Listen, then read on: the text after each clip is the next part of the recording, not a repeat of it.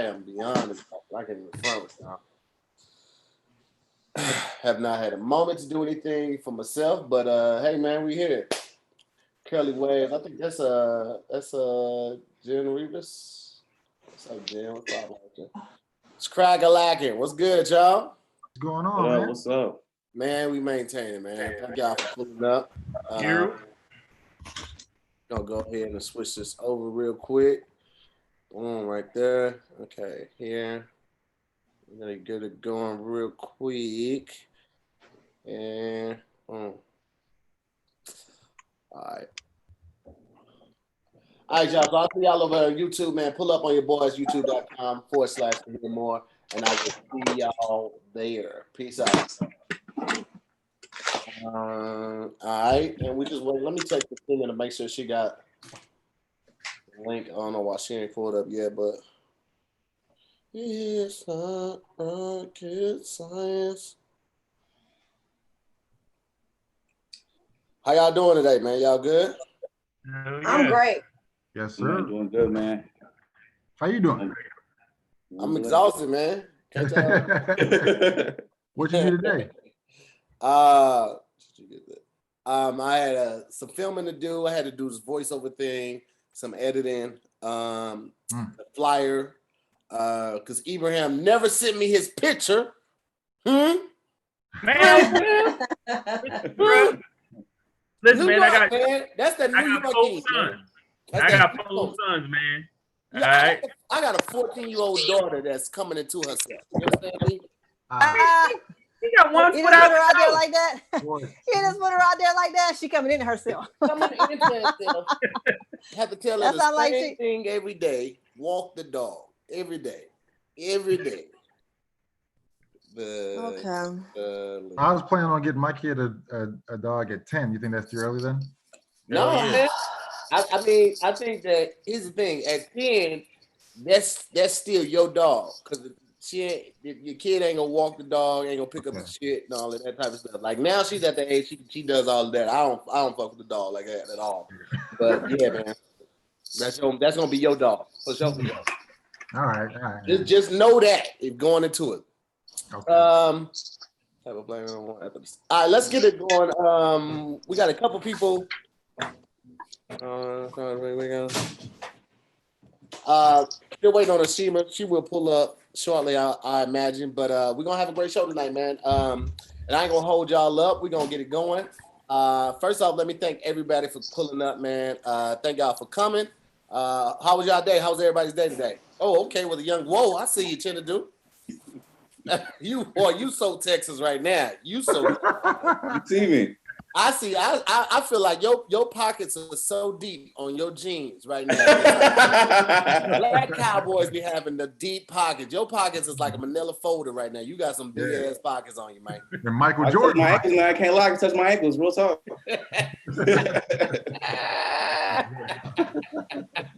I love it, man. I'm glad that you guys are here, man. Welcome to another episode of Zooming with the homies, everybody, man. We are already at 500 people watching. We started about 3 minutes ago. If you guys would not mind, please click that like button for me. I'm just gonna do the can. Yeah.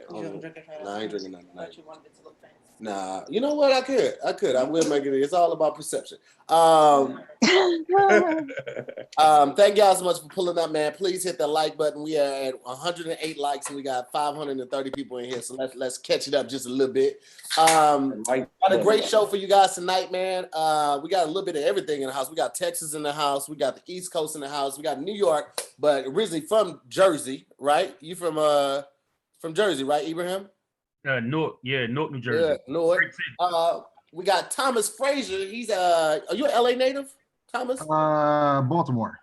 Oh, we got East Coast all through this hole. And then we got young Heather J, who's from the Midwest. Heather, you're Detroit, right? That's right, baby. D to the end. Shout out to Detroit, just watching right now. Hey, y'all. Man, these are a lot of criminal cities I'm hearing right now. Hey, man. Best place for comedy. That, and then also, I mean, ain't none of them like Texas that hid Juneteenth for 3 years. So, I mean, Black people down in Texas was like, whoa, what the fuck you mean we've been free for 2 years? What Free? We free? Y'all didn't know That's funny. we told you. Yeah, that's the bullshit right there. So let's just go ahead and jump right into it, man. Let's kick it off with Thomas Fraser, man. Probably one of the people who I've had the least interactions with. Very funny comic on the scene. I think you've done my Wednesday night before, right? No, Thomas, did you ever do my Wednesday? No, I haven't done that. Okay, I know we passed each other at the Comedy Store and a couple other places. The back of Clayton Thomas's car. Huh? The back of Clayton Thomas's car. There it that dude. We're all hanging out talking ish. Yeah, man, a very funny guy, man. Comedian, writer, actor, doing it all. I mean, if you're out here in LA, you're doing a little bit of everything. You just gotta kind of roll with it, and when a gig comes along, you go ahead and take it. So thank you so much for being here, brother. How's your day been so far? Man, my day is excellent. Nothing to report. I'm listening to everybody. I'm not going out. I'm not mingling.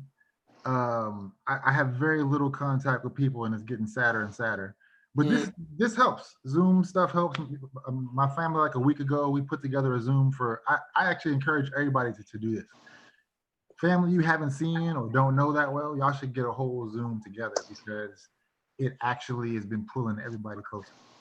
Okay. I'm closer with my wife. I'm closer with my kid. Like, yeah, this has actually been a great time. All right. Sit and I love it.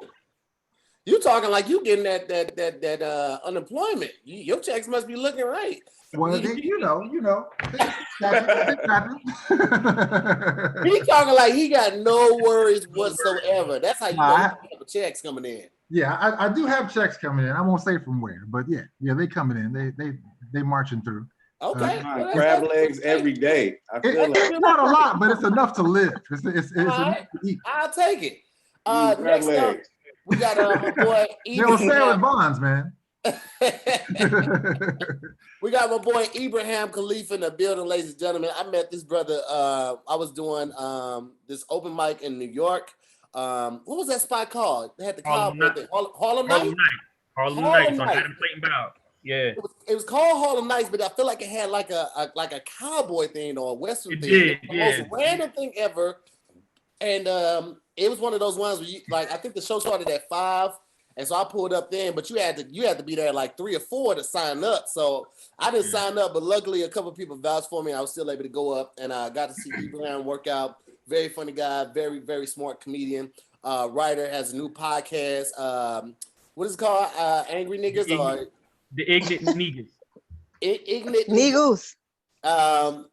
Very funny podcast, and me and Ibrahim actually also connected on a music tip, man. Like, we both love music, so we'll literally we was like, hey, what up? And we was like, what up? Now would be the salutation. Then the next 16 messages are literally us trading music back and forth. Like, have you checked this out? Have you checked this out? So it's always good to connect with somebody on that tip, man, because music, I feel like, definitely can speak for you when you don't have the words to articulate what you're trying to say or how you feel. Music is very, very important to my life, so it's always good to vibe with somebody on that level, man. So Ibrahim Khalil in the building, ladies and gentlemen. How you doing, young sir? Good, man. Good. Than beat my kids and send them to bed just so I can do this in peace and quiet. As you should. As you should. Beat them kids and fuck them kids, okay? Hell yeah. As you should. How old are your kids, bro? Shit, nigga, I wasn't ready to do math. What the fuck? A 13-year-old, I got a 11-year-old, an 8-year-old, and a 5-year-old. I never knew you had that many kids this entire time. Oh, and I got 2 stepdaughters too, but they're big. Okay, all right. Ibrahim has a great story. Yeah, you've been busy. Ibrahim has a great story, ladies and gentlemen. I'm going to hope that he shares some of it with us later on, but we're gonna get through these introductions before we do that. Next up, we have the young Detroit native, stands her ground, keeps it real all the time. Young Heather J, comedian, actor, writer, producer. She was also on the first episode of BT's Give Me 5 with us. And the thing I love most about Heather is that she stood her fucking ground. She was naming some movies that people was like, what? And somebody get you with a strong what? You be like, I mean, you know what I'm saying? I just couldn't think of nothing else. She was like, nah, fuck that. I like that movie. I don't give a shit what you think. And I love anybody that stands for what they believe that much and will argue it to the bitter end. Don't let anybody influence her. I mean, I don't agree with the shit she said, but I appreciate that she did. Sneak dissing. I mean, you know, it's pretty much on the front street. You know what I'm doing. You know I'm dissing. Very funny, very talented. Heather J in the house. How are you, ma'am? Hello, everybody. Hey, Tahir, what's good, Poppy? Man, I'm out here just, drinking Monster energy drink like it's really gonna do something, and it ain't. It ain't. I just need to take my ass to sleep, but it is what it is. Well, even tired, you look really good. You look great. Oh, well, thank you. I mean, I did a bump before I turned on the camera. Okay. So, I'm That's what we do. Like, y'all can't see my legs. My legs is doing this underneath the table right now. I'm trying to keep it cool right now. I'm just like, yeah, what's up, y'all? My legs like, nigga, let's go for a run. Let's go. But very, very excited to have you on the show, Heather J. Thank you so much. Thank you. Absolutely. Next up, we got the Texan himself, Mr. Big Pockets. Dropped a comedy special earlier this year. He is a Texas legend, man. This guy has more commercials for companies down in Texas than any other company. He don't care who he get in bed with. He got commercials for Whataburger, for the news stations, for plumbers, electricians. Everybody comes to this man because he's a Texas legend down there, man. He makes amazing videos. Ladies and gentlemen, we got Mr. Chinedu on the show. What's up, young brother? What's happening, man? Having a drink myself, man. Trying to stay awake, man. We've been working all day, but that's what we got to do. What do you drink? Is that Pepsi? Is that Pepsi? What you drinking? You either drinking Pepsi or just like Jägermeister straight? Coke? It's Coca-Cola. Okay, all right, that's what's up, man. That's what's up. All right, well, there it is, man. We about to kick it off, man. I text Ashima, so I guess she will pull up at some point if she wants to. Love to have you here. I definitely like to have the ladies represented each night as well, but things come up, so we're gonna just keep it going. This is another episode of Zooming with the Homies. Want to thank you to all my guests as always. I don't put this behind a paywall. Just trying to give you guys the unfiltered, uncut, pure gems and laughter from the comics, man, as quick as possible. All I ask is that you take care of my guests if you can. Bless them with a little something. We're going to have a great show tonight. So at this time, I want to ask all my guests to change your name to your Cash App handle so that the fans can bless you with a little something, man. So go ahead and do that right now. We're gonna kick this thing off. You know what I'm talking about? First things first. Wait, did you say we have to change our name? You can, or I can do it for you. I can change it for you, Thomas, if you need me to. Yeah, do mine for me. Okay, cool. What's your handle, Thomas? Miles' father. Okay, you just gonna kick it off with the kids like that. Okay. With Cash App. Yeah, because the cash is just gonna go directly to him. Okay, so M-I-L-E-S, father. Yeah, M-I-L-E-S, father. Yep. Okay, cool. All right, gotcha right there. And Ibrahim, what's your Cash App? Ibrahim Khalil 18. I think 18? That's it. Yeah, 18. Okay, gotcha. All right, cool. Well, let's kick it off right out the gate like this, man. Which one of you niggas is voting for Kanye? Because I know one of you niggas is doing it. No. Bro. No. Which he one hasn't even registered. Niggas is voting for Kanye? He hasn't even registered. How can I vote? He hasn't even registered, bro. He already planned the wedding and he hadn't even proposed. Listen,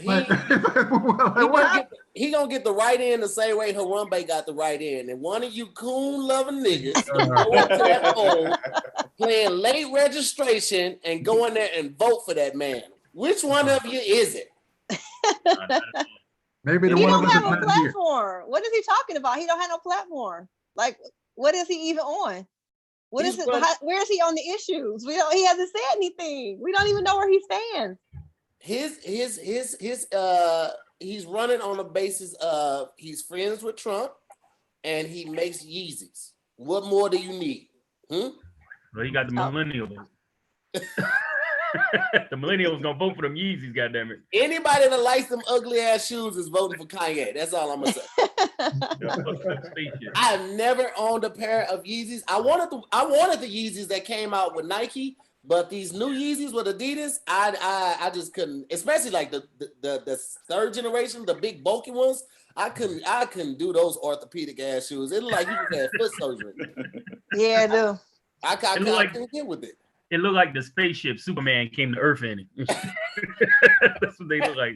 Dumbass looking shoes. I didn't like no parts of it. And I still don't, man. But I don't get it, man. I feel like this isn't the time for him to pull any hijinks right now. It's like we need to be focused right now, like real focused, and we don't need any type of distractions from being focused on the goal at hand, and that's getting people out to vote. Because I feel like if he's going out and he's doing this, he's taking votes away from another candidate that could potentially get those votes, and that could like drastically hurt things. So maybe that's his plan. Maybe him and Trump was kicking back doing coke and was like, you know what you should do. But let me ask you a question though, and this is for everybody. So the same way that we didn't think Trump was going to win, yeah. What do you think would happen if he won? He's gonna make it mandatory for everybody to shop at Gap since he just did that deal with them. Yeah, I think it'd be even crazier than it is now. Like he gonna get inaugurated with that damn Confederate flag flight jacket he had. That's what's gonna happen. I think we're gonna get invaded by a country. That's what I think. I think it's gonna be an invasion by Korea or Iran or some shit, because we already the laughing stock of the world. It's just gonna get stupider. They're gonna be like, man, let's go and take America, man. They done with it. They don't want it. Yeah, I feel like end up new residents. I will say this: Trump seems like he would start some shit at a party. Like if you bump into Trump too much, he'll start some shit. You saw how Ye switched up when he was at TMZ and Van Lathan was like, "Come on over here." He's like, "If I come over there, you gonna hit me, or can I give you a hug? You gonna hit me?" He's like, "No, you gonna like, I feel like other countries would be like, "Man, I'll pull up on you." Kanye be like, right. You see the plane? He's like, "You gonna hit me when you land, or you gonna be cool? You ain't gonna hit me, or you?" Is y'all gonna assassinate me? Are y'all gonna assassinate me? I don't know. I feel like he's not even president of good music. Pusha T is. Like, I don't want him. That's what I'm saying. I was trying to give him the benefit of the doubt, but when I jumped off the Kanye boat when I watched that Charlemagne interview, and Charlemagne was asking him about. They went back to the forest, and Charlemagne started asking him about, hey, like, you're believing in this guy just because we tell you not to, but what if the guy is actually detrimental to your movement and what you've been preaching all these years? And he took like 60 seconds and then didn't answer the question. I was out. I was like, he sounds like the perfect politician. I was just like, it sounds like he's ready for the polls. I have a really hard time accepting that this is the guy that made College Dropout sometimes. Like, because that album meant a lot to me as a teenager. I feel you. I was listening to Jesus Party is so deep. That song, Never Let You Down. I'm up here in my house, like reciting the spoken word part, like I wrote it. Like I'm Jay Ivy in my house and just reciting it. And this dude up in here talk about that MAGA hat, make him feel like he is super. When he said, I feel like I'm a superhero when I wear the MAGA hat, I was like, well, that's it. That's it. We can't rock it. That's why I kind of want to cap my money at a certain point. At a certain point, I don't want to get too crazy where I start wearing yellow feathers and thinking I'm the. You know what? I am God, ain't I? Like that. I don't like that. You know what's funny? I like how this is when y'all. This is when y'all was done with him. Y'all wasn't done with him when he jumped up on an award stage and snatched the award out of that girl's hand. But that wasn't an indicator that he was crazy. Y'all need more after that. Actually, he said, I just thought Kanye just need to stop drinking brown liquor. That's all I thought for that one. Yeah. I thought he just need to stop drinking brown liquor. I mean, like he was. Listen. He was sitting on the front row. He wasn't trying to hide the bottle with Henny. So that was anyway. I've seen niggas do way worse on Henny than jump on the stage and take a mic. Because he even said, "Hey, I'm gonna let you finish." The niggas I seen on Henny, like, bitch, get out of here. They would have been jumping at Taylor Swift. Bitch, get your goof ass out. But at least he said that. Like, most of the niggas I know wouldn't have been that polite. He was cordial. I mean, for a drunk, he was cordial. I don't see his leadership. And Beyonce did have the greatest song. She did. That's it's like, but even Beyonce didn't support what he did. She was like, "I'm sorry, let the girl finish." Like nobody followed him. Beyonce smart. But Heather, the way that these Karens is running loose right now, it was a premonition by Kanye. He was like, let me take the spotlight from these white bitches, right? I mean, I guess you could say that. Listen, when you saw his haircut that night, that was when he had all the lines all in his hair and the all black on. His haircut said, "I came to fuck up shit." All right, that's the haircut of the nigga. I talked about this on another episode earlier this week. DMX has this line in one of his songs. He says, I knew what I was doing, exactly what I was doing. Seeing niggas having a good time and I would ruin it. Fuck you and fuck your man. Like, that's what Kanye was in the mindset of. I was like, oh, everybody having a good time? I'm gonna fuck all this shit up. This man was banned from the MTV Awards, bro. He was banned. Okay, so that same behavior is gonna be at the United Nations. And so he gonna be sitting there going, "I'm finna fuck shit up and start a war." We don't need that mentality at the UN, though. You know what I'm saying? We don't need that mindset. Kanye would perform at his own inauguration. I believe he would. I believe he would swear himself in. He would count his own votes. He would be his own vice president. They're gonna bump that song. He'd be like Kanye on the ticket. Kanye 2020. Yo, Heather. Kanye on the ticket is hilarious. And you know the promo video would be like a white horse running across the field. Oh yeah. Him looking at himself. Right. Yay versus yay. He looking this way, and then he comes to the camera like 2020. That's the whole thing. People watch like, what the fuck was that? What is, are we supposed to vote? Is it a new album? You won't even know, man. Is he dropping a new single? What is going on?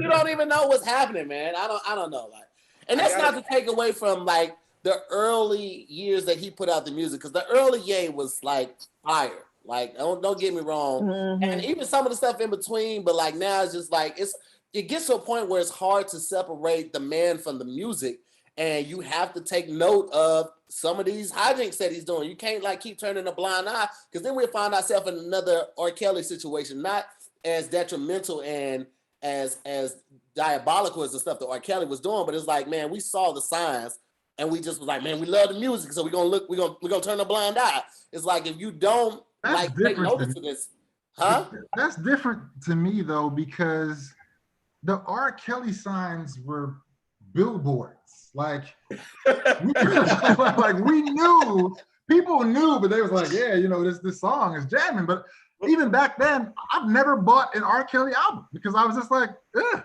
And I never bought any either. I illegally downloaded them, but I never bought nothing. Right. Hey, shout out to man.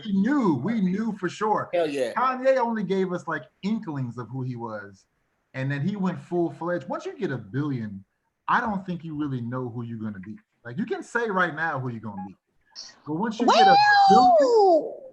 I can tell you right now, I know I'm gonna be a funny actor, nigga. I already know. Here's the thing: when you said something earlier, you feel like you should hit a cap or something. I feel like rappers, if you sell 1 million records or you do 1 million streams, I feel like they should only give you like $150,000. They gotta keep you hungry to get a good second album. Because when niggas when they get comfortable and full, they start putting out the bullshit. So they should only give them what they made off that first album once the second album is complete and turned in. Because when niggas get comfortable, that's when you get Future on the track talking about the whole song. How do you submit that? How do you press send on the computer and be like, I was gonna say, imagine being the engineer in that room and being like, what else? We gonna send this? We gonna do this? Like, what?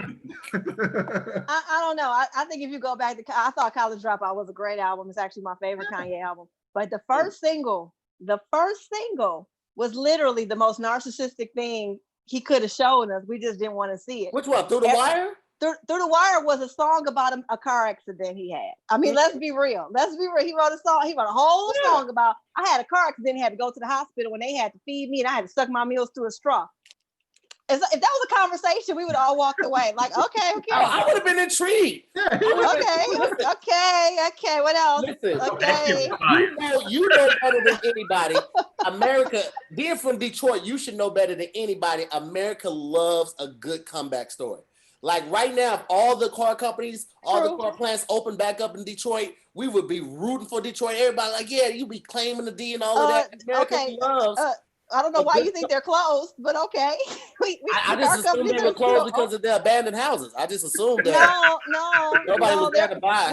We're fine, St. Louis. We're fine. Yeah, we have paved streets. Our kids ain't sitting on dirt roads. Did you say you guys have caves on the street? I said we have paved streets. Paved. St. Louis looked like 1910. Okay, stop playing. Stop playing. Y'all don't even have Wi-Fi in St. Louis. Stop. I know what's crazy is that I bought 6 blocks in Detroit on Craigslist for $48 yesterday. You know what's crazy? I logged in and taught 48 St. Louis students how to read. Okay, let's stop. Let's not do this. No, I'm not saying it's not a comeback story. I understand that what he went through, but I'm saying from hip hop standards of what people's first singles be. His first single was me. That's hip hop. I got the struggle. But it was a story about a car accident, guys. I think I would have liked it better if he'd been rapping about. I found it refreshing. It was about drug dealing back then. So it's like, nigga, I can relate to him better than other rappers. Because that's talking about just being a regular person trying to grow up. To me, we lost that when his mom died. That's when everything really changed for him. I agree. That's true. Yeah. That's when he went crazy. When he lost when his mom passed, that's when everything just completely went south. I think he lost the last person that he was going to be embarrassed in front of. Like, you know what I'm saying? The last person I would call him on the phone and be like, "What are you doing?" I'm kind of going through that now in a way. Like, when I think about it, both my parents are gone, so it's like. I look at it like, well, you're next. You're born now. Yeah, exactly. Well, my wife and kids still watching. But what I'm saying is, he himself lost who he would be embarrassed by, and now it's kind of like whatever I think goes. Like, yeah. And I'm sure whoever he hangs out with. Now remember when he did that MTV special where he was painting and there was all the weird pictures in the background, and he was like, "This is my art," and I came from a really rough Chicago middle class life, and it was like middle class. Like, what are you talking about? And it was all these little weird pictures. There is a such thing as coming from a rough middle class. I don't know who that is. This ain't my computer. There's such a thing as coming from a rough middle class family. Like you might have like the meat for dinner, but you don't have a side. Like that's a real dilemma in some households. I mean, I guess that's definitely how the way we are used. No mashed potatoes, no green beans, just meatloaf. That's a real thing. So Kanye, he couldn't get all 3 polos at once, so he had to get one to put the other one on layaway. That's a dilemma. That's the thing. That was his life. And no matter where you're at, there's always somebody beneath you, and your parents, no matter what level they're at, always remind you of that. Yeah. Like you guys don't remember this. Him and the Fresh Prince pretty much came from the same type of middle class background, I think, more or less. I want to say, right? Yeah. But in terms of economic status, him and the Fresh Prince started off around the same kind of level, right? They was pretty high. Yeah, but they also had problems. Like Will Smith was just talking about recently how his father used to beat his mother. Like that's still a problem situation. Yeah, I grew up. Kanye ain't say all that though. Kanye ain't say his daddy was beating his mama. He was talking about he didn't have no friends and he used to paint with these little weird pictures. Well, that's what his dilemma was. He's a terrible artist. His daddy was a floating daddy. Like, he may be over here. He may be over here. He's just a weirdo. Was it? Nah. Who? This is one thing I did like about Kanye, and I think one of you guys talked about it earlier. I can't believe we're actually still talking about him 7:30. Is that he wasn't like the typical rapper. Like at the time he came out, selling dope, getting women, having big chains, all that was like the norm, right? And are you okay? Yes.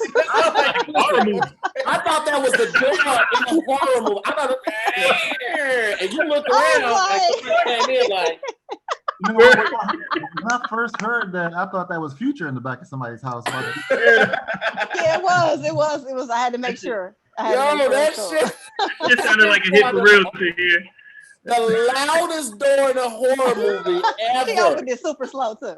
Oh my God. What I was saying about Kanye is the fact that he did not rap about, the normal stuff. He was making it cool to be yourself. He was making it cool to wear pink. I mean, aside of like Cameron doing it, he made it cool to like be yourself. Like if you go back through any of Kanye raps, you don't hear a lot of references of him talking about he gonna run up in somebody's house, he gonna kill him, he gonna pull out his gun. Like you don't hear that. And that was refreshing at that time to hear that type of music. So I appreciated that. And even with Through the Wire, I found that as more of like a testimony. Like Heather J, the fact that you saw it as narcissistic, it lets me know you don't go to church. Because when somebody get up in church and I did see it as a testimony. God has been to me. He brought me through the wire.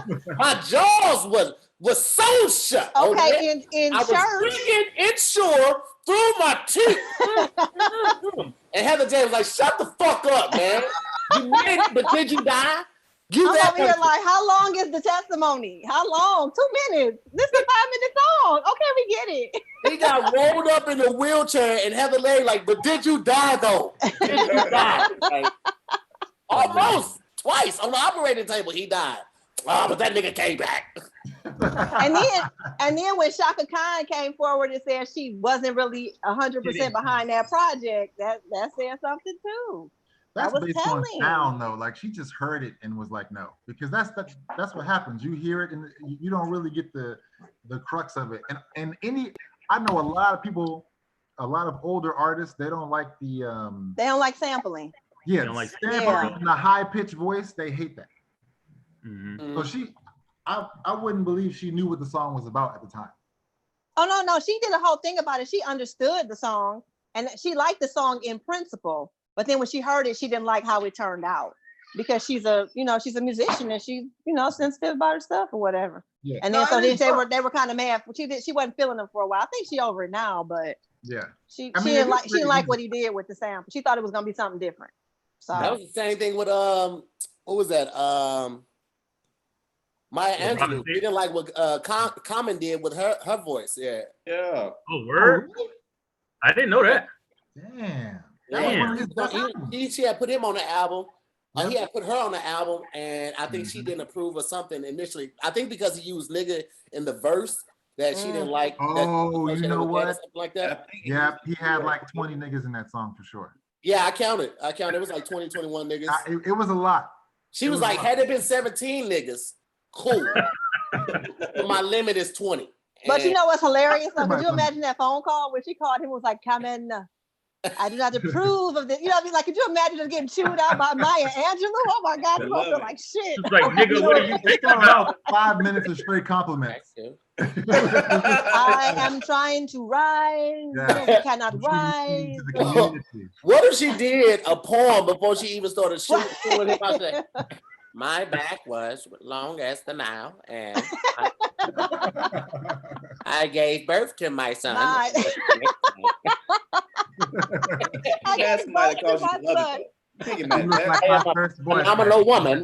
Phenomenal woman, that is me. I think that's funny. But I mean, it happens, man. Artistry is subjective. It's like comedy. Everybody ain't gonna find everything we do to be funny, even if it is based in a good intent or something like that. It's all about perception, and everybody is different. So we all see, hear, and experience things differently. So I think it just comes with it just comes with that. So we all comics. Y'all ever do your best set? Every joke works in front of a crowd that it doesn't. Mm-hmm. Yeah. It rings me like a rat. Like I'm like, what do you think? What is that? What happens that shit work? Is it us? Yeah. Is it sometimes it's comments, sometimes it's the crowd. It's a lot of things, man. Like I worked at a jail out here, and I was a teacher at a jail, and I used to literally work my jokes out in front of these criminals. And I was like, fuck it, if I can make them laugh, nigga, I can do any crowd. Because this nigga's in here that's facing 30 years. If they can find something funny in here, I'm gonna do it. But even some of those jokes, sometimes like if I rushed it too fast, or I skipped over a certain word or left out a certain word, like it really didn't hit the same. So semantics matter when you're crafting a joke. So I think sometimes we get we get comfortable with a joke and we go on cruise control when we start, and we sometimes leave certain things. I know when I was on tour, I would do the same set every city, and I would get so used to it and the timing down pat that sometimes if I stayed too long in one bit, I would cut something out of the other bit, and I noticed that it didn't hit as hard because I might have left out a word or something like that. So I think all of that matters too. So, you know, you got to make sure the words are there, the pacing is there, everything. You know, comedy is all about timing. Yeah, no doubt. Very true. Very true. Sometimes they just fucking with you. I just I was on OfferUp, and I just won another 16 blocks in Detroit for $18. Hey, Detroit is watching. Y'all better get them in them comments. Get them. Because St. Louis can't talk about Detroit. This is crazy. That somebody from St. Louis had the audacity to talk about Detroit. This is crazy. And here's the thing. Every time somebody from Detroit come on Zoom and he do this. So apparently he feel real comfortable just coming. I got family in Detroit. I'm all the way familiar with Detroit, so I always get. They need to whoop your ass. Hold on, wait. Hold on, 1 second. Here he goes. I gotta let this message go back. I want to see if I can put it back in here. Damn it, I can't. AB Moon said I went to jail. I was serving a sentence for ham slaughter. Nigga, that's hilarious. And wait, he was serving for ham slaughter. He said I was serving a sentence for ham slaughter. That was some good sandwiches. Yo, man, they be funny. Oh shit, I gotta get my boy in here. We got another Detroit person in the comments. I'm finna send it. So we get two of y'all in here, kill two birds with one stone, or buy 2 blocks with $1. However you want to say. All right, Tahir. All right. Getting cheaper and cheaper, ain't it? Them St. Louis kids over there eating red clay for dinner. And he's talking shit. God damn. He's talking shit about Detroit. Red clay is hilarious. Oh shit, that's crazy. What you been doing, Chinedu, man? You look like you know how to cut the shit out of somebody's front yard with that hat on. I ain't gonna lie, I do, man. I can do all these things, man. I'm really laughing at the comments, man. Because earlier I did a live stream and somebody told me in the comments that I look like Usher with diabetes. I thought that was hilarious. Oh. Yeah.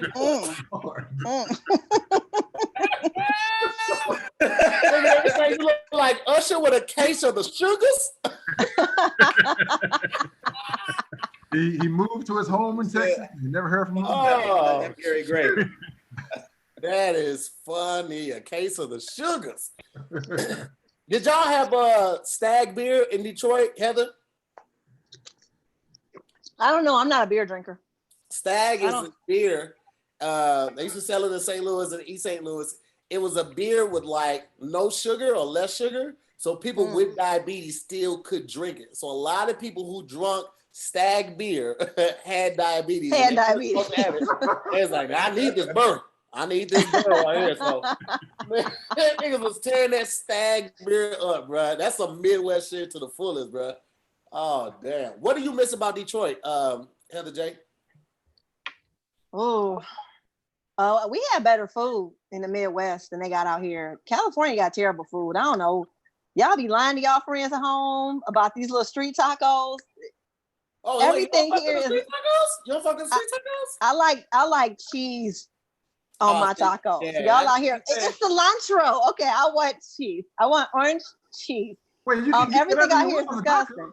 No, not on all of them. They don't have no cheese on the truck. They don't have no dairy out here. They don't have no sour cream. Trucks on lockdown here in Texas, so you ain't gonna find no better ones than out here. But see, Heather likes the tacos that like got the orange grease dripping off the top.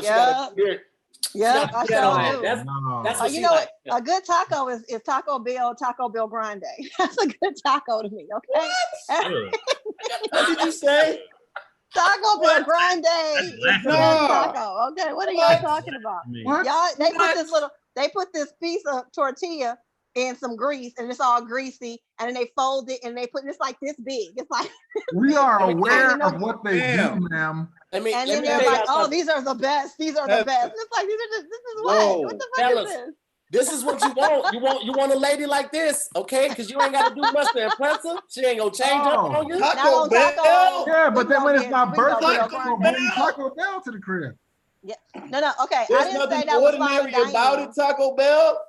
There's nothing fine dining about tacos at all. So let's get this fine. Nobody's trying to impress anybody. This is Whoa. Okay, hold on. Tacos is just what you eat to have on your stomach so you can drink the tequila. That's all it is. It's just something on your stomach for the tequila. That's it. We need to send you to Mexico with a bullhorn.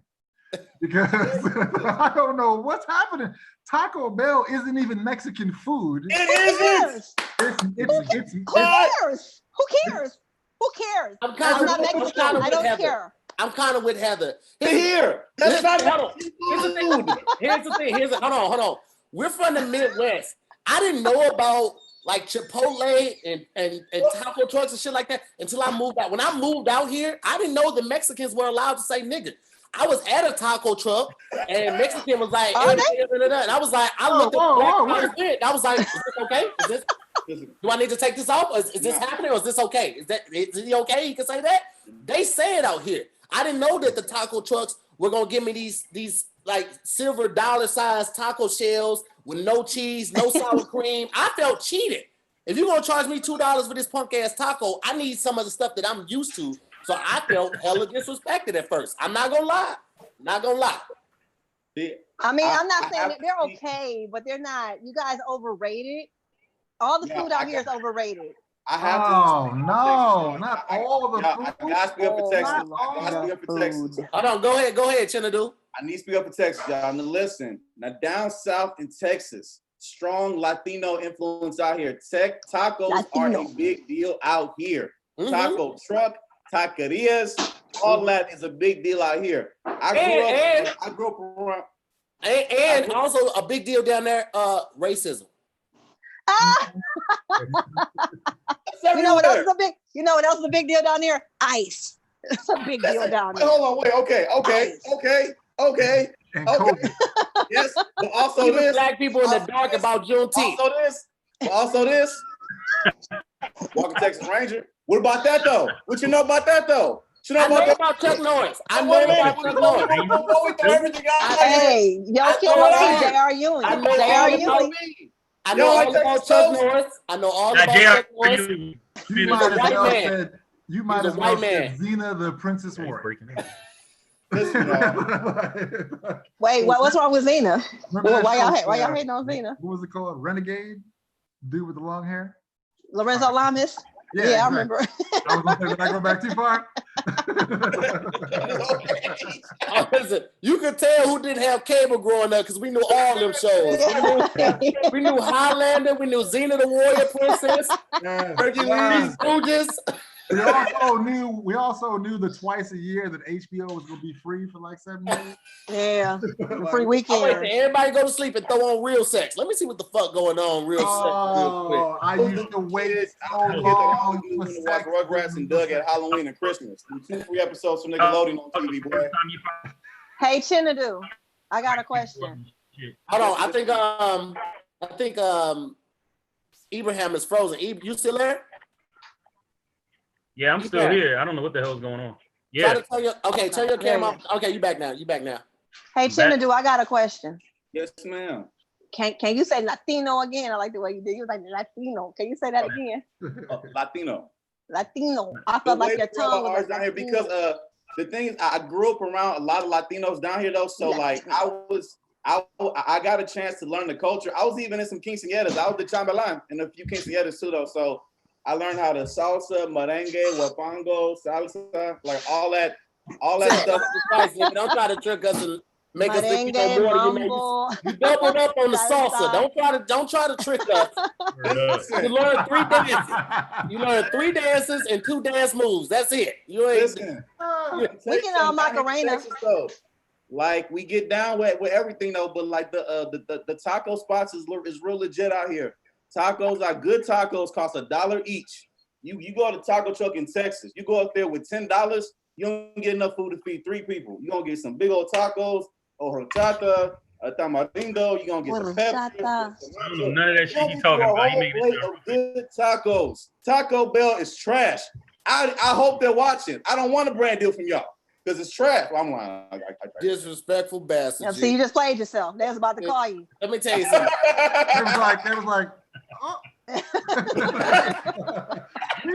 we had the contract ready for you, Chinedu. They were like, we were filling the hat.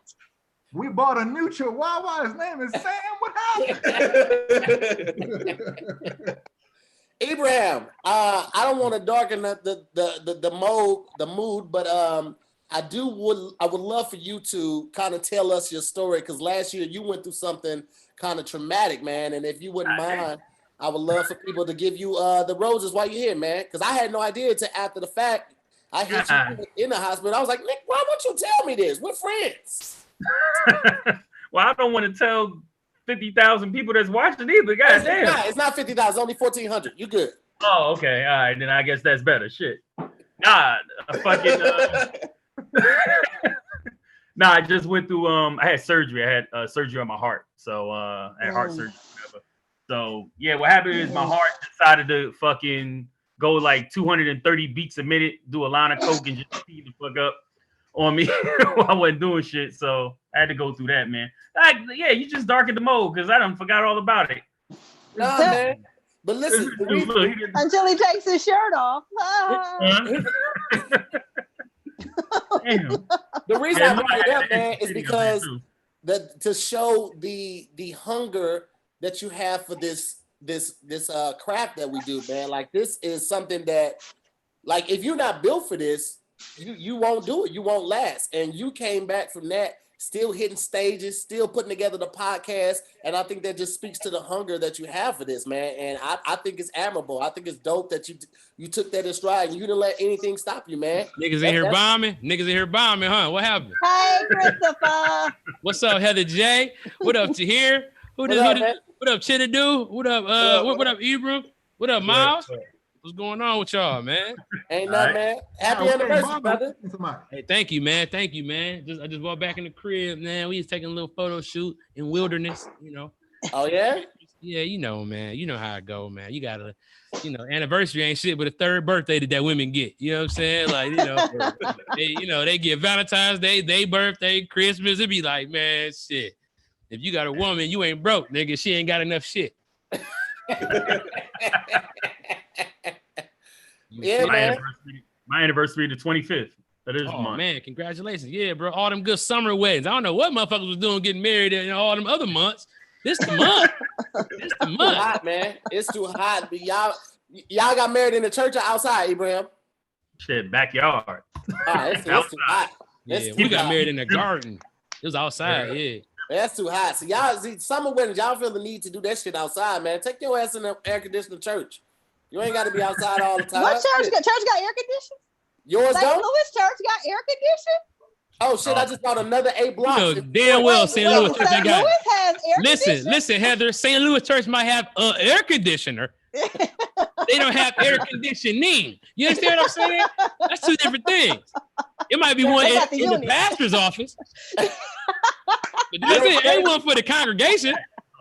There's been whispers of air. They just got carpet in Detroit. They just found out what carpet is. So I mean, blessings to you guys. Blessings to you guys, man. That's what's up. Hey, in St. Louis, they let their children grow up with freckles and just be like, all right, his measles will go down and it'd be a nice freckle pattern like that rapper Common. Don't be jealous that you ain't got the freckles, my nigga. Hey, man, I don't need them goddamn Morgan Freeman constellation dots on my shit. You got a bunch of dark-skinned dots on your face. You understand that? That ain't shit but little views of what you could have been. You could have been one of them dark niggas, but here you are. You've been holding this in all day because it's the anniversary. You ain't been able to raise your voice all day. You get on here and want to act a goddamn. You have to be nice all day long. Nothing. Hey, man. Hey, I'm tripping on how these 3 niggas all look like the same nigga with different hats on.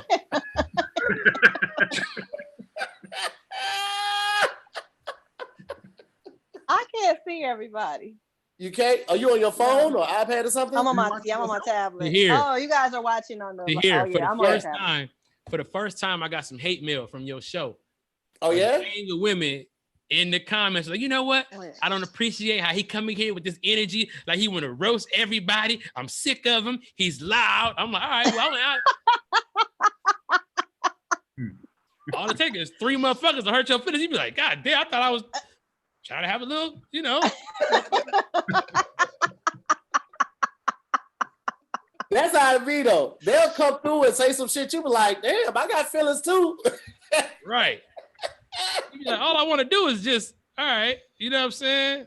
Yeah, it be like that though. You gotta shake that shit off. They don't understand, man. Like the comments for us are like that one person in the crowd that doesn't laugh. You could be killing, right? It's 5,000 people there. 4,999 of them are laughing. You gonna focus in on that one person that's just sitting there like, and that's our goal. And that's what the comments are. That's why I try to stay out of them. Do you feel like with us not being able to do the live shows that we normally do, that we haven't got that gratification from an audience? So I think right now during this quarantine, these comments mean a lot. You be looking at the comments like, okay, I'm all right. I'm gonna go ahead and go stab my eye. I'm gonna stab myself in the eye real quick. Scoop my eyes out with some spoons because they're not fucking with me today. I think it sucks, but it's also cool because it's like now you kind of free to just talk. And a lot of comics weren't building up their new material, and I feel like people now got a lot of it. Like stacks and stacks. How many of it is it the same though? Like how many, when this is all over, how many quarantine Uber Eats jokes are we gonna have? Like 4 million? Oh yeah. Oh my God. The first 6 months is gonna all be quarantine jokes. The first 6 to 8 months, all quarantine jokes.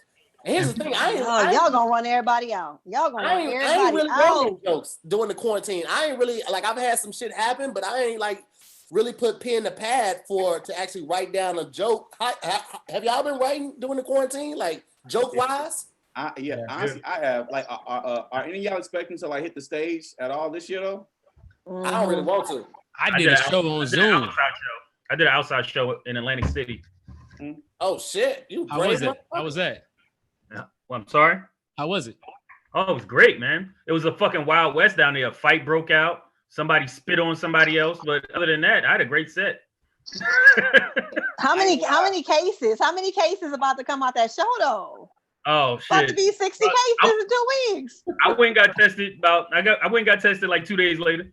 I was like, I wasn't fucking around. Yeah. I felt a little. I was supposed to leave. I was supposed to leave today for some shows in Arizona tomorrow that I booked like last month, thinking that things would die down. When D.L. Hughley passed out, nigga, my mama called me with all kind of scriptures. You don't need this. You don't need this like that. Wow. I'm like, man. He passed out like that shit was in the air. That dude said, I got you, and then just let his head fall down to the ground. Hit the ground. How do you do that? They carried him across that stage like they was like he got shot in the street. They was running him to the hospital. Like they was carrying him like South Central. He looked like Malcolm in the Audubon. I think it was the worst pallbearers ever. They was letting his head hit the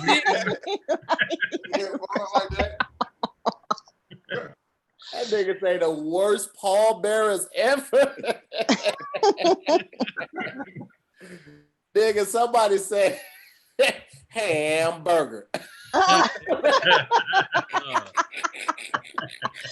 Chinedu got that J.R. Ewing hat on.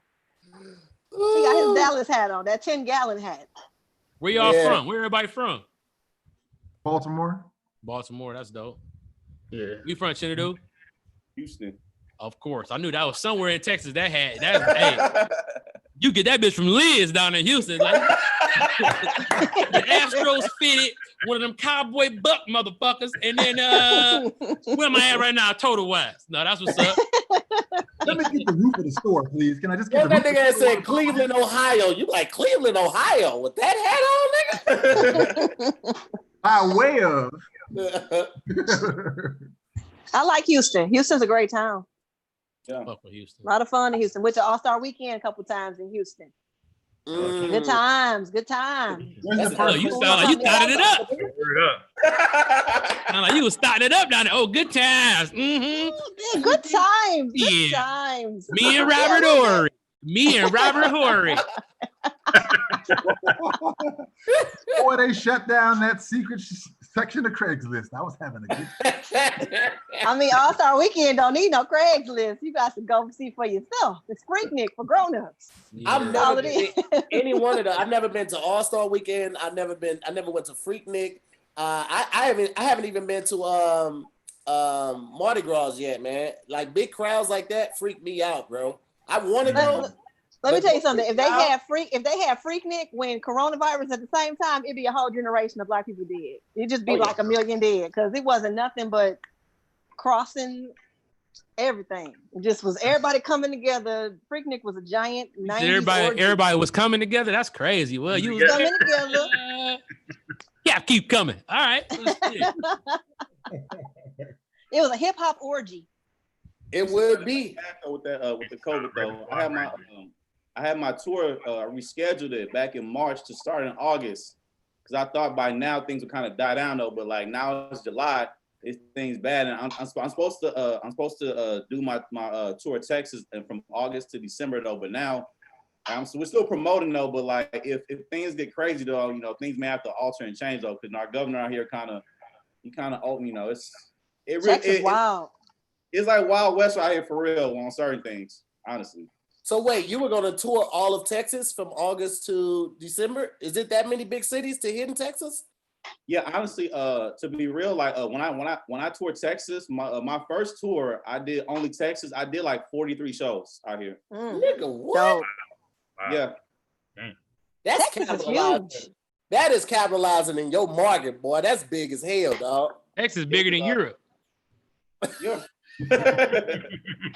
Texas is about 2 Italies. It's Texas. You know how they come over here and say some shit he has no idea about? Yeah. Texas is bigger than Australia. Yeah. And then wait, somebody quotes you later like it's the truth, and then quote you saying it like it's the truth. I heard that. They're gonna put the gift with a chick like. Yeah. Somebody gonna be like, everybody know Texas bigger than Australia. Yeah. Because I know for me that when my videos went viral, it was the videos I did about Texas that went viral. So the population of the state's like 28 million people out here. So if you can just get 10% of that alone, you can do this. Make some money. Yeah. I do the math. What's that like? 12 million? 2.8 million. What is that? It's 2.8 million? Yeah, 2.8 million. That's how many percent? 10%? That's 10% of Texas, yes. Wait. But it's more likely you would get 2% just from a statistical perspective, but that's still. Somebody in comments right now. I'm tired of seeing CP every night. Yeah, Ski, get your bitch ass out of here. What's wrong with you? I ain't think shit to you. Nigga. What's that? Like, you know what? Oh, ass nigga named Ski. Y'all go ahead, man. I'm finna just sit here. That's the price of fame. You can't have it all, Christopher. That's the price of fame. You're sitting over there with all that money. Shut up. Hey, everybody got like you. And here's the thing, you my goddamn friend, so it don't matter. We like you. It's my goddamn friend. It's my show, so I have on here who I want to have on here. Hey, having me rolling, man. I'm terrified to get on that show, man. Y'all be having me cracking up on that, man. Thank you, man. Can I tell you about the first time I ever met Heather? Because we both from the same city. Please. Nigga. Great story. Tell the story, Christopher. Okay, so what happened was Heather was like, she was like the main woman comic. She was like our generation. Like it was like Coco and Shiny D and them. But like Heather was like, I had just started comedy. And they were like, do you know Heather? And I'm like, no, I don't think I know Heather. They're like, well, go to Baker's Lounge. She could be at Baker's. I told her about you, so y'all should meet up and talk. My boy Dan. Remember Dan? Heather? Dapper Dan? Oh, yeah. Mm-hmm. Yeah. So I went, and so Heather was there. I ended up going first. And so I'm trying to show off and kill. And it's this lady's birthday party. Her whole family is there. And talking about roasting, getting my whole foot put in my mouth, nigga. She's like 96 years old. I didn't know this until they brought her birthday cake out. Her birthday cake had all these candles on it. And I'm like, I know damn well they didn't put 96 fucking candles on the cake. Her shit looked like a forest fire. Her cake looked like a forest fire.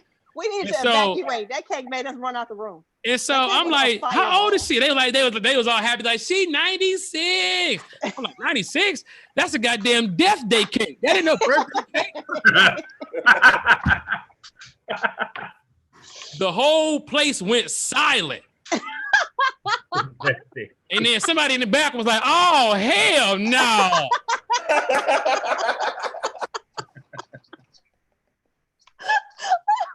Yo, death day. Oh my God. He roasted her so bad. And the rooms got quieter and quieter. Because you know how you bomb and when you experience, to stop and change the stuff to keep it new. So he was like, I can get him back. And he just kept going. And we were like off to the side, like, stop it. I was the epitome of, you're going to get these jokes that I came in with. I'm not modifying shit. I was like, who smoke weed? Where the bitches at? They was like. You would think that you got enough of that after your second show, after you went at Coffee. And Black Coffee is who I went at. In my second show, he destroyed me in front of my mom. Called me all kind of punk ass niggas. I had a polo shirt on. He's like, you punk bitch, faggot ass bitch. I was like, God damn. Black Coffee, he a Desert Storm war veteran though. He take that PTSD with him everywhere he go. He always ready for some shit to jump off. He said, I will beat your motherfucking little ass. He will beat everybody. I seen Coffee try to fight these girls in the show one time. Coffee tried to fight everybody. It's like everybody. It's like, to me, like in Detroit, that's like a hazing for a comedian. You got to fight Coffee. If Coffee try to fight you, then you good. Then you official after that. You got to fight Coffee. He tried to fight that lady's women, still alive. Men, old women, everybody. No, CP, she's gone. She was 103 10 years ago. She's gone. I wonder if she was a fan. Highly of you. Plenty of shit in the comments right now, like, jokes on you, bitch. I'm still here. She's gonna get done typing to the end of the show. Nigga, I would die. That would be great. Anyway, my bad. Miles, you about to say something, bro. I didn't mean to cut you off. Go ahead, brother. What'd you say? Yeah, you calling him Miles. Oh, no, that's his cash app. His name is Thomas. That's Thomas. Okay, cool. Okay. What was I about to say? I don't remember. What part of what you said? Are we sharing? He thought he cut you off. Yeah, I thought I cut you off. I don't have any. I forgot. You sharing what, Chinedu? Are we sharing bombing stories? Did we do? Yeah, let's go, man. Oh yeah, bombing story. My worst, because I don't cuss in my sets, so like I do. I talk about everything, but I don't cuss, and I don't use the F-bomb or anything like that though. So I did a show. I was like, I can do my shows everywhere. So I got booked at a church out here one time. This is my worst bombing. I bombed at a church. My worst bombing. I told a joke. It's I tell a joke about me learning Spanish and how there's one word I use, the word panocha. That's Spanish for vagina, of course. So I told it though, but it's in Spanish though. As soon as I say panocha, the pastor grabbed the mic. That is not what you say on my stage. He grabbed the mic. Yeah, you had to know that. We hired you to be clean up here. You thought you could cuss in Spanish and they wasn't gonna know it. You thought you was the only black person in Texas that spoke Spanish. You thought she was the only one. No, but this thing though, but like I ran my whole set by them before the show. Like he was in there and everything. He was there like because beforehand they want to see the whole show because there was a big event for them. But it was like a little event out there though. So they saw my set beforehand. So I was like, what's the problem? And so afterwards he was like, well, I didn't realize that it was gonna be that intense the way you said it. Because he said like the way I motioned it, he didn't like it. I did too much of this, he said. I was like, my man, like, but you knew I was gonna say that on the set though. I told you after I was okay. He was like, that's fine. We wanted to be a little edgy. He was like, that was too edgy. I was like, okay. Did they still pay you? Oh yeah, I got paid. I still got paid. How many phone numbers you got after that set? Yeah, right. I'm gonna tell you something, right? Yeah, all my brothers in here, okay? If you come down to Texas, like the Latinas out here love brothers. I'm gonna tell you that right now, man. If y'all, look at Heather. Yeah. It's a I whole lot of. I don't know what it is about me. Here, man. A whole lot. I don't know what it is about me. Maybe it's the way I carry myself or the hats I wear, the glasses. Only people that slide in my DMs are older ladies. Like they say, you are so handsome, young man. Yeah. You are very well put together, young man. That's the DM slides I get. You are very attractive, young man. Your mother raised you right. I be like, thank you. Same here. I'm old bitch handsome. That's what. If this was the 70s, if it was the 70s, nigga, I'd be the man. Oh yeah. I get all the compliments from first ladies of churches. That's all the compliments I get. Yeah, I don't. They send me cash apps to buy peppermints. Hilarious. You gotta stick with who like you, bro. Go ahead, bro. My bad. One of my first book shows, I was gonna tell you my story. One of my first book shows ever was at the Ha Ha in North Hollywood. I think I had been like a year in. And I felt comfortable enough to just invite people. Like I was like, come on out. I had 12 people show up. And for me, that was pretty good. I was like, great. But I took it too seriously. Like I wore like this suede top with this like 80s tie. And like I was out there like Seinfeld. Like I was ready to go. Right? So I'm waiting. And there's about 10 comics on the thing, maybe about 8, but it grows to like 10, 12. Like they start letting special guests come in. And I'm like, as I'm waiting, I was told I was gonna be 5th, then I went to 6th. Then Brian Callen came in like a yo-yo bouncing off the walls. He did like a 2-hour special with edits. Right? So then everybody that came to see me, everyone was gone. Like they just trickling off. Like I got work in the morning, and how long was I supposed to get another birthday while during the show? Like how long is this supposed to happen? I finally go up, and there's probably 5 people left in the and I'm not experienced then, so I lose all confidence. Oh yeah. Like I start off with my catchphrase, hey, how's it going, guys? Then I just go into my set, and people laughing, but I'm up there like, but what happened though? Like how come it wouldn't have been much you could do in that situation anyway. That's a comedy marathon. Like when people been there for 2.5, 3 hours, like don't nobody feel like laughing at the end anyway. So it's ridiculous, man. I hate that. I hate that. No, they getting bumped. Oh my. and that's another Me Too story. Like I don't understand why. Like bumping, I get that you're bigger than me. Yeah. But let me go do 10 minutes. Like, cause they know the middle of the show is where you want to be. Any comic wants to be in that middle spot. After people already going. You want that last spot for the money. The last spot got the money. But if you want to really bring that funny, you want to be in that middle, bro. You want to be in that sweet spot. I didn't learn a couple warm-ups, a couple people, let them break them in. They got their drinks by then, they settled in, somebody took their shoes off, they rubbing their feet together underneath the table, they ready to go, they ready to have a good time. So you go up 3rd or 4th, you finna destroy. I was gonna say 3rd or 4th is the best because people are not as drunk as they're gonna be in the future. Yeah. they still listening, they tipsy, they're the Dayton tipsy. Like this is a good I can talk to you. I can share some of my feelings.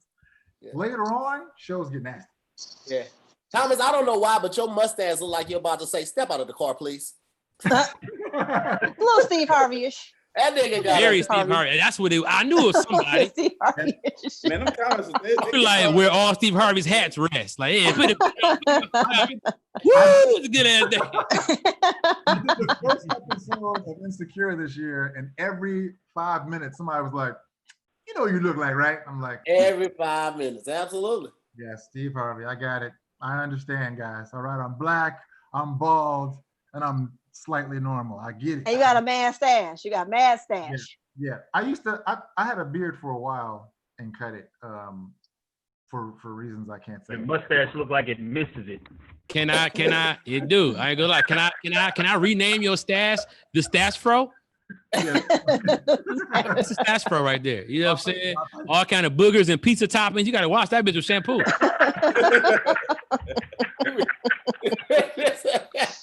All in the shower, like, there it is right there. There it is. Lip and shoulders. Lip and shoulders. Head and shoulders and upper lip.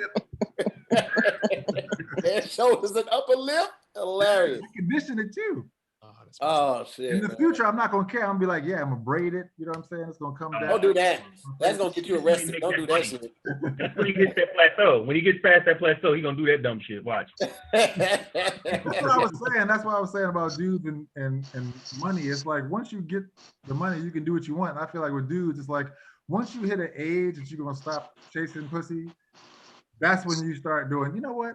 I think I'm gonna grow this beard down to my knees. You know what I'm saying? Hey, listen, ain't no age when some niggas stop doing that. There's some niggas be 96 and still chasing it.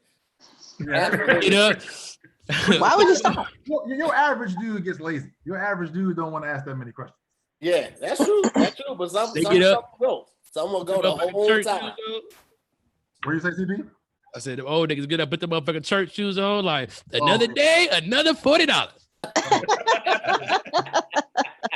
I had to get that out, but I fuck around slob. Hold up. That's them. Hey, what's one senseless purchase that you're gonna buy?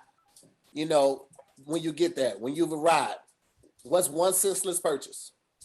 You can't justify it just because you got the money to do.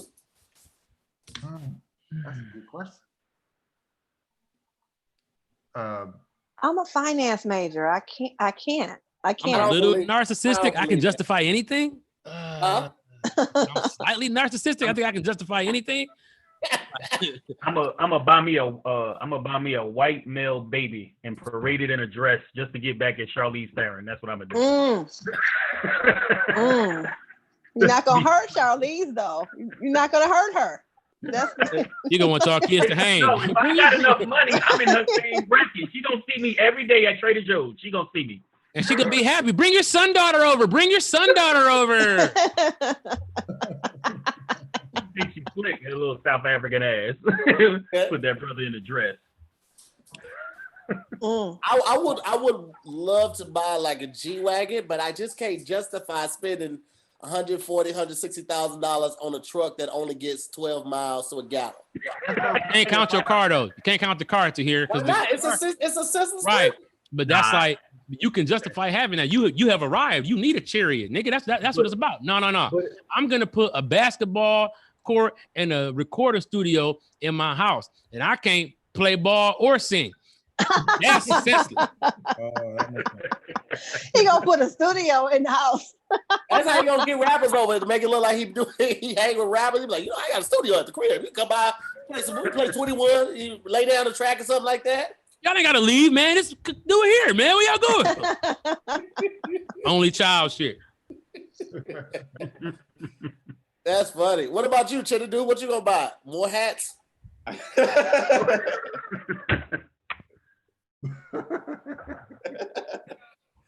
have a wall full of hats that you ain't gonna wear except when you're on Zoom. Where's your light coming from? Because how is your hat not providing any shade over your face? I got the whole studio license set up over here too. I got the whole everything set up. Okay, player. Okay. And he curled them sides up. Oh, okay. Everybody know there's a hairline there. Because like people talking in the comments saying I ain't got no hairline. Let everybody know I do. I thought I'd throw this on because I'm texting. Hold on, that hairline look crispy all the way around your face. Look like a transformer. You see that? You see it? You see it though? It's hard. Yeah. But for me, I think I would buy them rose petal throwers from Coming to America to like realize the African dream full circle. Like all the jokes about me being a kid and African booty scratcher. He was really the prince. Yes, I was really the prince. So I'll probably have that everywhere I go. That's kind of dope. You know what? Be doing the flowers. Be bathing that, I would love to have like a 3-person band behind me to always have theme music. I think that would be dope as shit. To just pull up in the club and you got your own thing. Like you already bumping. You got the sound system in the car. You get out and they got a whole band playing the Shaft theme with da-da-dum, da-da-dum, da-da-dum. That should be dope as hell. That's the best. You have to drive a Suburban everywhere you go, but it'll be dope as hell.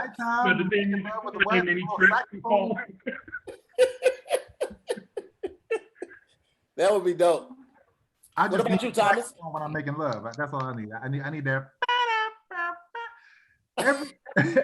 Every old 80s movie had the saxophone I need that. That's still in my Them saxophone players was winning in the 80s, man. They was winning. God. And every Spike Lee movie. Every good scene in a Spike Lee movie needs an overbearing horn. Yeah. That saxophone to backfire, you come quick one night. Go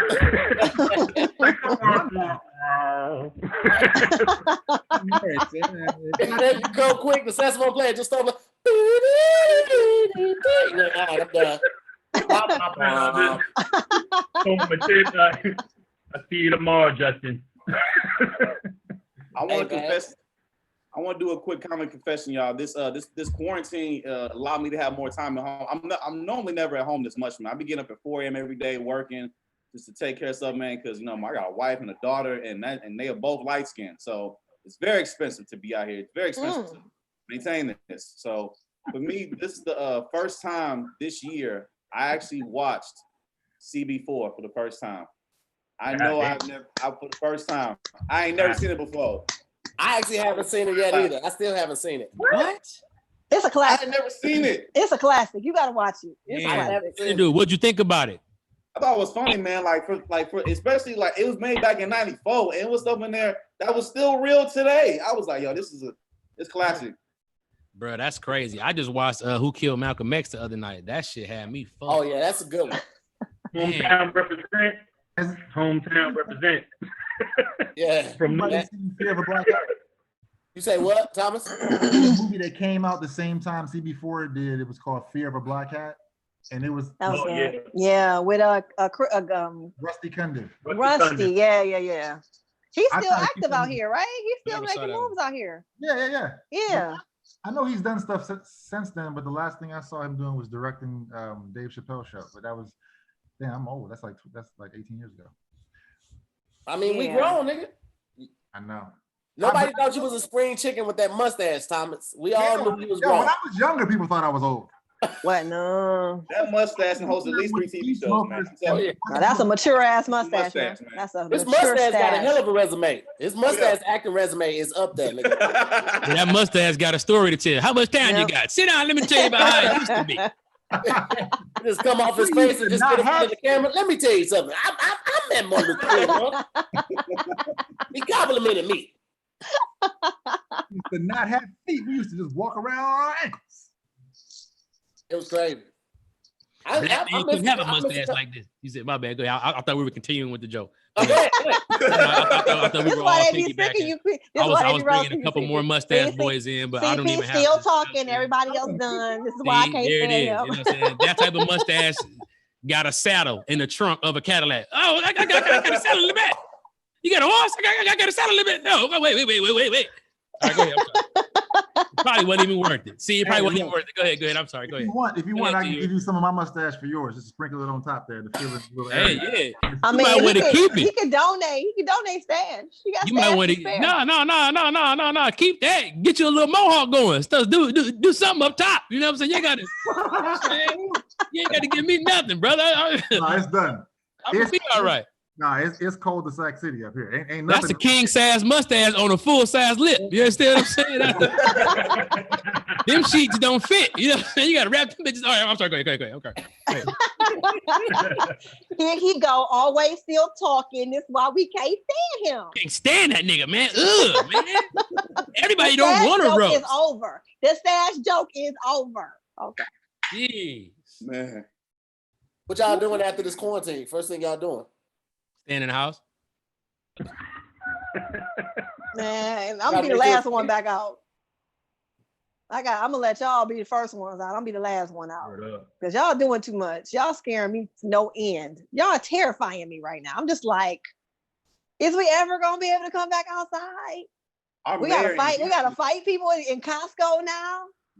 Our mayor in Houston went on the news and called out bars that made violations and got their liquor license suspended. He had to go on the news and say, I'm calling out bars now. It's gotten that crazy out here in Houston. So people have to, if bars are open right now, they will lose their liquor license at this point now, because they had to shut down everything and they giving out. And in Texas right now, if you're caught not wearing a mask, it's a $250 fine right now. And if you get caught again, it's another $200 and they'll go up to $500 if you keep getting offended though, because the spread's gotten so bad out here, and they still want to keep things open. So it's crazy out here in H, man. That's crazy. Texas opened up too soon. We tried to tell y'all was opening up too soon. Y'all didn't want to listen. Texas opened back up in March. That's what I'm saying. That's Professor X up there, our governor, man, making these crazy decisions, man. That boy came out there. We gonna reopen. Everybody's like, don't reopen, man, and he did anyway. Because I felt we should have gone on lockdown in March and just reopen like maybe now. Like everything should have been on complete lockdown for these past 3-4 months. This tells you how much we love our freedom, man. We're willing to die for it. Like people do not care. All the videos. I'm saying we like as in the human race. People. I'm about to say we ain't got no goddamn freedom. We going outside getting our ass beat. Right. Yeah, but I mean for the most part, we got a little more freedom than we did in 1946. I'm just saying, like. Oh yeah. the videos I'm seeing of people bucking back in stores. Like one dude, this white dude was in a Ralph's, and he was like, it's either 6 feet or the mask. It's not both. And I'm like, you can't delegate how much feet you're gonna be from somebody. And I wouldn't even rung him up, but they rung him up and let him go. And you got the security guard that's like 107 years old. Like, how are you gonna enforce that? That's what I was gonna say about the when he said $250 per ticket. It's like you can say that, but if 50% of the country's like, forget it, you're not gonna be able to get all them tickets and get all that money back. Bro, no, I disagree. I disagree because less people are driving, they're losing revenue. $250 ticket is revenue to the city. Just like it was a quota on parking tickets, it's gonna be a quota on mass tickets. They gonna get them people because that's money. No, you're right, but so is red light street tickets, and they stopped doing that because people stopped paying them. Like people literally was like, yes, that's me on the camera that you sent me. No. Oh. And enough people did that, and there's only red light cameras in like 2 cities in California. No. Like basically, they were. I'm from Michigan. We go to jail for tickets, so I can't relate to saying no to a ticket. I can't. BT Kingsley. I hate this nigga. What up, Kingsley? Why you got that big ass robe on? What you about to do some art? Shirt so much. What's wrong, man? Spider-Man shirt. Hey, the people that brought it to Coke Factory called BT like new shipment in crazy shit. You understand me? What are you looking at? Hey, BT, when I loaned you my son's covers, I ain't mean. I can't see Kingsley. I'm so mad. He got on the perfect 10-year-old curtains right now. Like, oh, I want the ones that got the.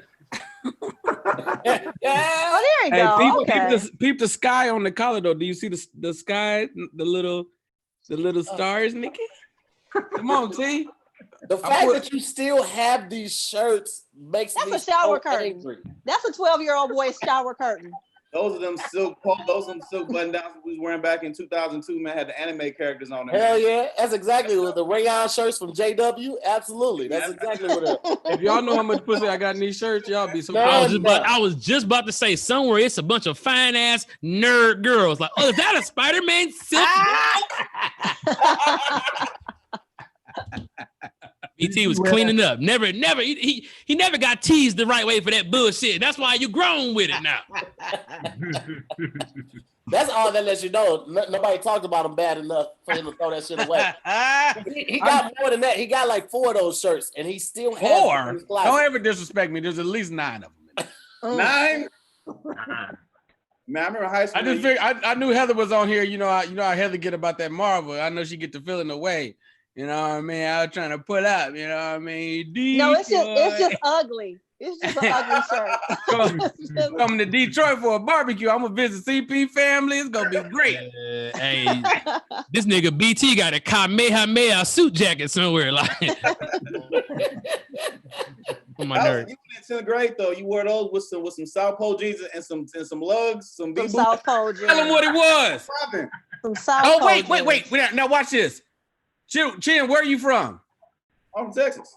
Where? Houston. What are we talking about? H-Town, baby. He's outfit.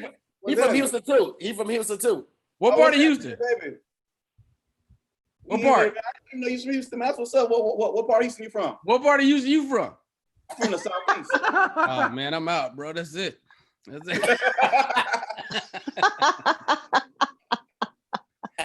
from I thought Road, BT is man. from Sacramento. I'm from Goodson Road. BT is from everywhere. It's like, no matter what city you say, he from there. I'm from BT is from Goodson Road. everywhere. Witness protection kid. What the fuck is going on? Why you from military everywhere? kid? I'm from Goodson Road, Greenspoint. Hey, that's where you at on the gallon of water? Because it's late. It's late. That's just where you at. You This just is my started third it? gallon. It's my third No, gallon. it's not. Shut up, lying. It's my third gallon. BT has been struggling with a UTI for the past 2 weeks. That's why he's drinking so much water. That's that I live by myself swallow right there. Ain't nobody else gonna drink out this one. That's cranberry juice and water all day trying to beat that UTI. Niggas are trying to beat that UTI. I'm Like gonna wear every time I come on here. I'm gonna flex a new shirt for you. Don't do that. I'm gonna have you blocked. The fans deserve better. The fans deserve better. Heather, you love this shirt. No, I don't.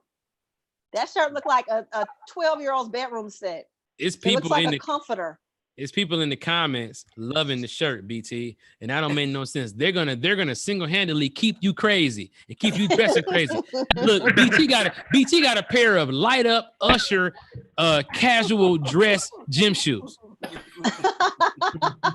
Do you not, dress gym bro? shoes And you have to put a disc into it, and they light up. Not LA Gears. It's like he got like a key on the side of the shoe. Get the shoe, BT. Don't have me looking like a liar. Go get the shoe. Hey, Look, they ain't been charged in a while. I ain't plugged them up. Hold up. Me and BT was backstage. He was finna go on. He said, wait a minute. Like, turn on his shoes like Iron Man. He put a key in his shoe and lit them bitches. I thought he was on house arrest. I thought he had the house arrest Air Maxes on. The tether max. And you couldn't tell him.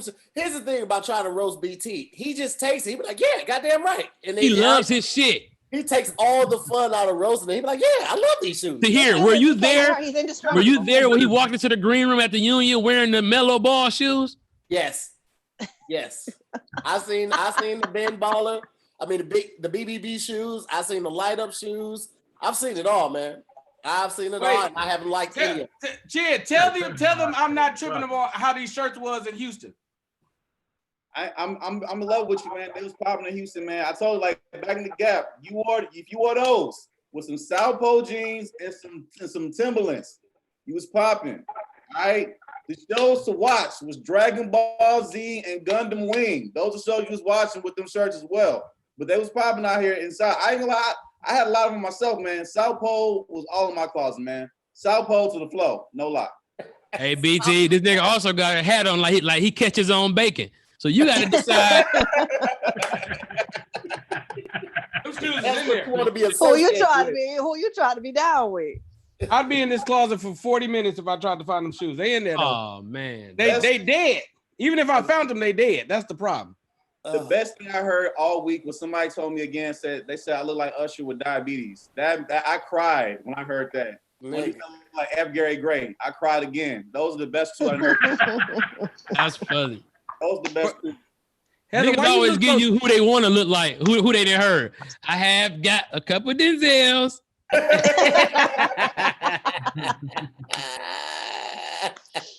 What you say, Kingsley? I said, why you look so dewy over there? Is that the same as greasy? No, I mean just moist-ish. Because it feel greasy. Because it's hot. You got central air.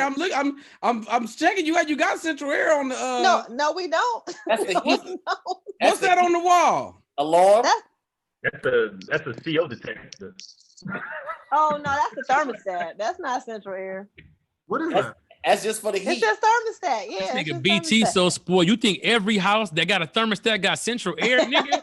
What so privileged. You so privileged. What you need to know the temperature for if you ain't got central air?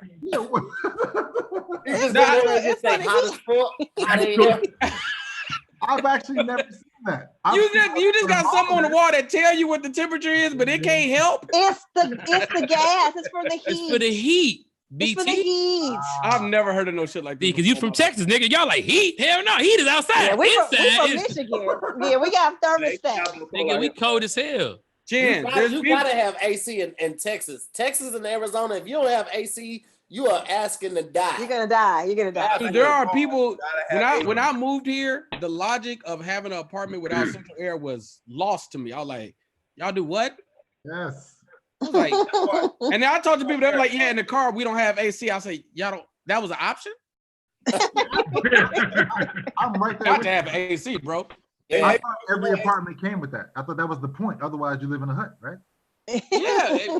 Why? What you need the apartment for? Let me tell you, my bougie. Number one thing, most important thing when I moved to apartment, central air. That was number one. Yeah. If it had a closet, I was kind of indifferent to that. Mm-hmm.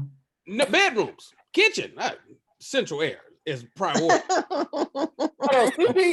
CP got the nerve to call y'all bougie. I've been to CP's crib. Nigga, you got 2 central air units. First of all, we not. Hey, I earned this being broke and letting God bless me. But nigga, I would never front on somebody having a thermostat talking about ain't no central air. I don't want God to take my central air away. It feels great in here. Wait, CP, the stupid part is I don't really use it. Like I have it, but I don't really want the house over 76 degrees. What? Yes. Yeah. I'm right there with you. Yeah, 76. Anything under that, I'm freezing. Let me tell you something. We don't have central air, but every room has a window unit, and we open all the doors and turn all the air conditioners on so it feels like central air. How much is the electric bill? I don't care about it. I would much rather pay electric bill than sweat in my house. I am not gonna sweat inside of here ever. In this one place, I will be comfortable. Yes, I'm not gonna do it, man. I am not gonna do it. Well, I'm just dewy. My problem is I sweat like a fat man. So you would, if I'm a sweaty bastard. Anybody know me know that. Yeah. But why 76? That's not comfortable to go to sleep in. That's great. Listen, I let it get to 78, 79, 80. When it get about 83, then I cut it on. It got 82, 83, I cut it on. But 80 inside of your house? You a fool. I like my whole house to feel like under the covers. You are entire fool. You understand me? You get no way I'm doing those to hear. Look, watch this. When you got the AC on full blast in the house, when you get cold, what do? Put the covers on a jacket. You put on the jacket. I got jacket in the house. Oh my God. The temperature you trying to get to, I got that in the whole house. The house is a jacket. How come nobody talk about how big BT eyes is? You got some big teary ass eyes too, man. Yeah, I'm telling you. Nobody say shit about your eyes. Because they like him. Because they like him, Christopher. You have to just make your peace with whatever. You big Justin Timberlake, Cry Me a River looking ass nigga. They ain't got shit to do. Every now and then in the comments they'll hit me, but they be hitting everybody. They just said they destroy my shit. CP to look like a giraffe. Like fuck y'all. They just said in the comments that Ibrahim's heart was doing a percolator. They just said that in the comments. I'm just fucking with you. They didn't say that. I was listening earlier, and he said his heart was up to 258. I was like, God damn, bro, that's fast as hell. We happy you here, man. You know we comments. I couldn't let it go. I was like, nigga, when niggas want to just put shit on the comments, hey, in the comments. That's crazy. Somebody said in the comments they say that they know Chinedu no Mexican because of his hats. It said in the comments. Latino. Say it again, Chinedu. Latino. But that's another thing, Heather. I don't know if you've ever had Tex-Mex. Let me tell you something though, for real. I went down. I'm Puerto Rican. I don't care about Mexican food. The valley's like 8 minutes away from Mexico, the border. When I tell you, they show me so much love out there in the valley. You go out to the valley and say, you think you in Mexico and Texas. When you drive, you in the same state where you swear you can cross the border. Yeah. It's all, but they show. So let's shout out to all my Latinos out here, man. What up, y'all? Latino. Don't nobody love their hometown more than Chinedu though. Like he has been bigging up Texas Mexican community since this podcast started. He just like, and one more thing, the Latino. I gotta be honest. I'm definitely a proud Nigerian man though. But you know, I'm in my state. We got a lot of different cultures out here though, man. And my fan base is very diverse, man. So I got You white. didn't have a lot of different cultures. It's really black, white, mix. If people in Nigeria saw you wearing that hat, they'd be so proud. Like, look at him. He has made it. He has made it. Hey, Heather, Reba said, what's up? She right here. Hey, baby, happy anniversary. All right. I can't see her, but okay. Get in the frame. What you were saying? My dad. What you were saying, Thomas? Oh no, I was gonna say the weird part is that like I met you with the hat. If you took the hat off, I don't think I'd recognize you. Oh my God. It's all about the hat mixed with the face. They don't know your face. The double-sided brush. Nigga, I ain't seen one of them since high school. Yeah, man. You said he's out here, boy. What's going on here? Is this a choice? Huh? That's missing here. Is that a choice? That sounds like jealousy, my man. Come on, man. That's a hard ass line. I like jealousy like that. That's a geometric haircut. Come on, man. I was being humble about it. I had my hat on the whole time, man. I was being humble about it. I took the thing off, man. So the fade, man. What we doing, man? Oh, BP. Cut it out, BP. The answer is That's enough. It's enough. What? It's too many brushes. No, you gotta have enough. I just started my natural hair journey. You gotta have enough brushes. How you just start your natural hair journey and you just got a haircut? Hey, though? I'm talking shit. I got 2 brushes right here, and I ain't even got no waves. But you ain't got no choice. You a Kappa. Y'all ain't got no choice. Kappas must have 2 brushes on them at all times, just in case. Any point in time, nigga. You just CP be missing his waves. You're like, oh shit, I don't have to do this no more. Check out the thing. This is 4 different bristle consistencies for Tell them what it is. different points in my taper sideburn area. Sometimes I need a stiffer, but whatever. I'm with you. I'm with you. You ain't gonna nuke me down. You know what I'm saying? You know this. Hey, and then I feel you. CP, I feel, man. I feel you, Chinedu. That shit. Hey, that shit look butter soft. That shit like an old Chevy seat right there. It's butter, man. That's butter. I already know it is. Every waiver on the internet is a Kappa, and they will teach you the world. I'm like, yeah, you need soft bristles, you need hard bristles, you need a mid texture, you need a thick. Yeah, they'll let you know. When I tell y'all, my waves used to be crazy. I'm gonna post a picture of how my waves. You posted it there. I just saw a picture. No. That was a modest wave. I'm talking about my shit was peaking deep, nigga. I had some crazy waves. Heather was there when I had my waves. Had the dumbest, man. The dumbest. Let me tell you something. This nigga Thomas mad than a motherfucker right now. He was like, y'all just ain't gonna keep talking about fucking hair. I was about to say, when I first, I was gonna say, because Steve Harvey go the same nigga, man. That's not my fault, bro. Okay. Hey, man. Hey, Thomas' mustache got sideburns. I'm gonna let the sideburns come in right here. Niggas a goatee, but I'm gonna let the sideburns come in. When I first started losing my hair, I realized is when I went to the barber, he showed me in the mirror and he was like, "How's it look?" And I looked and I'm like, it's faded a little bit here. Like, you kind of messed up a little bit here, right? You kind of messed up. You kind of messed up. Yeah, I was like, this is a little off. What this is messed up. He was like, "No, man, your hairline is messed up." He said that serious. So then, yeah, he did. And I was like, man, God damn. So then I started realizing, like, oh, snaps. And he was like, you know what? You good, man. Just take this brush, right? What you want to do is you want to brush in circles. Like, as soon as he said that, I was like, that ain't gonna work. Like that I was done. Yeah, that logic sound crazy. That was all over the place. The next week, I was bald. I've been bald since 25. Like, I was like, fuck it. I give up. At least you got the mustache, all my though. hair, but boy, let me tell you something. My hair's so goddamn white. We were not gray. And then it was blocked again, so I don't know. Not gray, nigga. Maybe white. But that's why I didn't take out. Hey, why I get slightly jealous when I saw Heather was talking to somebody? I'm like, who the fuck over there? Okay. Hey, Heather put on that lipstick whisper. I said I'll do it in a minute. I said, get the dick out. Have the dick out. I didn't think you could hear me. I'm sorry. Who the fuck you talking to? I told myself try it. I was like, okay, so. Yeah, that's wait. I'm so sorry, guys. That's that church titty whisper. Go back to talking about brushes and waves. Well, I clearly have the best waves on the panel, but okay, you guys. Those don't count, man. I had to tell my dog Malino that he pulled his hair back in the ponytail and then got wave. Talk about wave check. I'm like, nah, nigga, that don't count.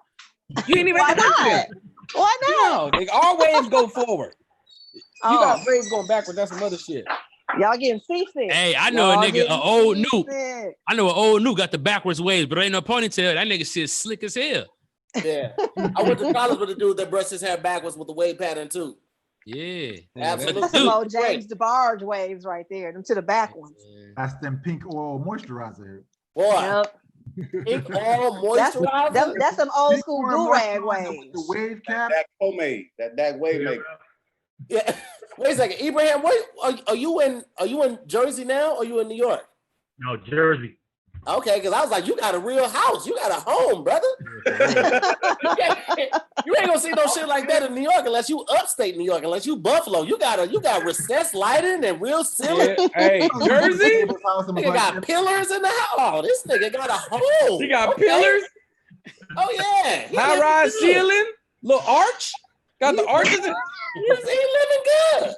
You know Omar Thompson Tahir? Huh. But it's like this comic Omar used to live in New York. When I visited him in New York, in Harlem, they had a 1-bedroom in Harlem. He moved to Jersey, had 8 bedrooms and a pool. I said, nigga. He said, I'll pay about $200 more. I said, nigga, are you serious? That's good no more, bro. 8 bedrooms, dog, like a 3 or 4 story house. That's crazy. Heather J. Yes, love. Put some chicken grease on that goddamn door. We gotta oil the door, Kendra. They roasting the door. That goddamn the door's creaking like a haunted house. Like Resident Evil. They roasted us in the comments. They talking shit about the door.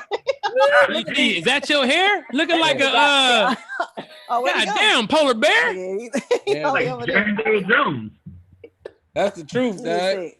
That nigga look like old Otis from Martin. That shit is crazy. That's my watchdog, y'all. He got us together. Yeah, okay, the whole country is roasting our doors, so we got to do something about that. Nobody trying to be the butt of global. Hey, put some oil sheen on it real quick. I swear to God, Heather, oil sheen to work. You can spray that right in there. I swear to God, it'll work. It don't really bother me. It bothers y'all. So No. It bothers you. I didn't even hear when somebody coming in. You so damn dewy. Just rub your head like this. All I gotta do is take this right here. That's it. Go rub it. Just go rub. Do like this and then go rub the. How is the door older than the house, Heather? It's a Scooby-Doo door. It's a Scooby-Doo door. They put the door up first. It is. I never had a problem with it. I always appreciated knowing when it was opening and closing. Your door sounds like a Western. Every time it opens, I'm waiting to hear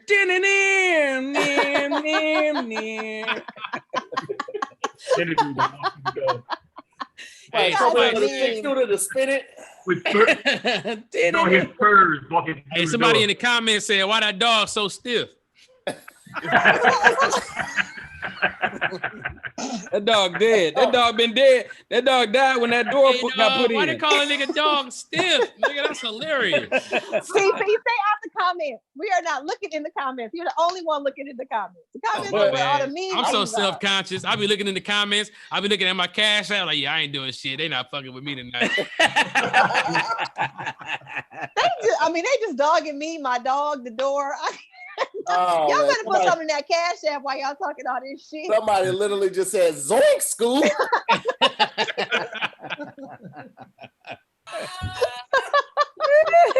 And I would have got away with it if it wasn't for you meddlesome kids. I mean, look, ain't nobody gonna sneak in here on us. We gonna hear them. That's true. Yeah. That's true. They ain't gonna be able to kidnap you. You gonna slip right out their goddamn hands. Am I that greasy? I'm that greasy. You do it. I personally like my women a little clammy and dewy though. That's me. That is a very weird fetish, Kingsley. That's a very weird fetish. That's normal. Everybody feels like that. Yeah. I like my women a little dewy. What is dewy? What does dewy mean?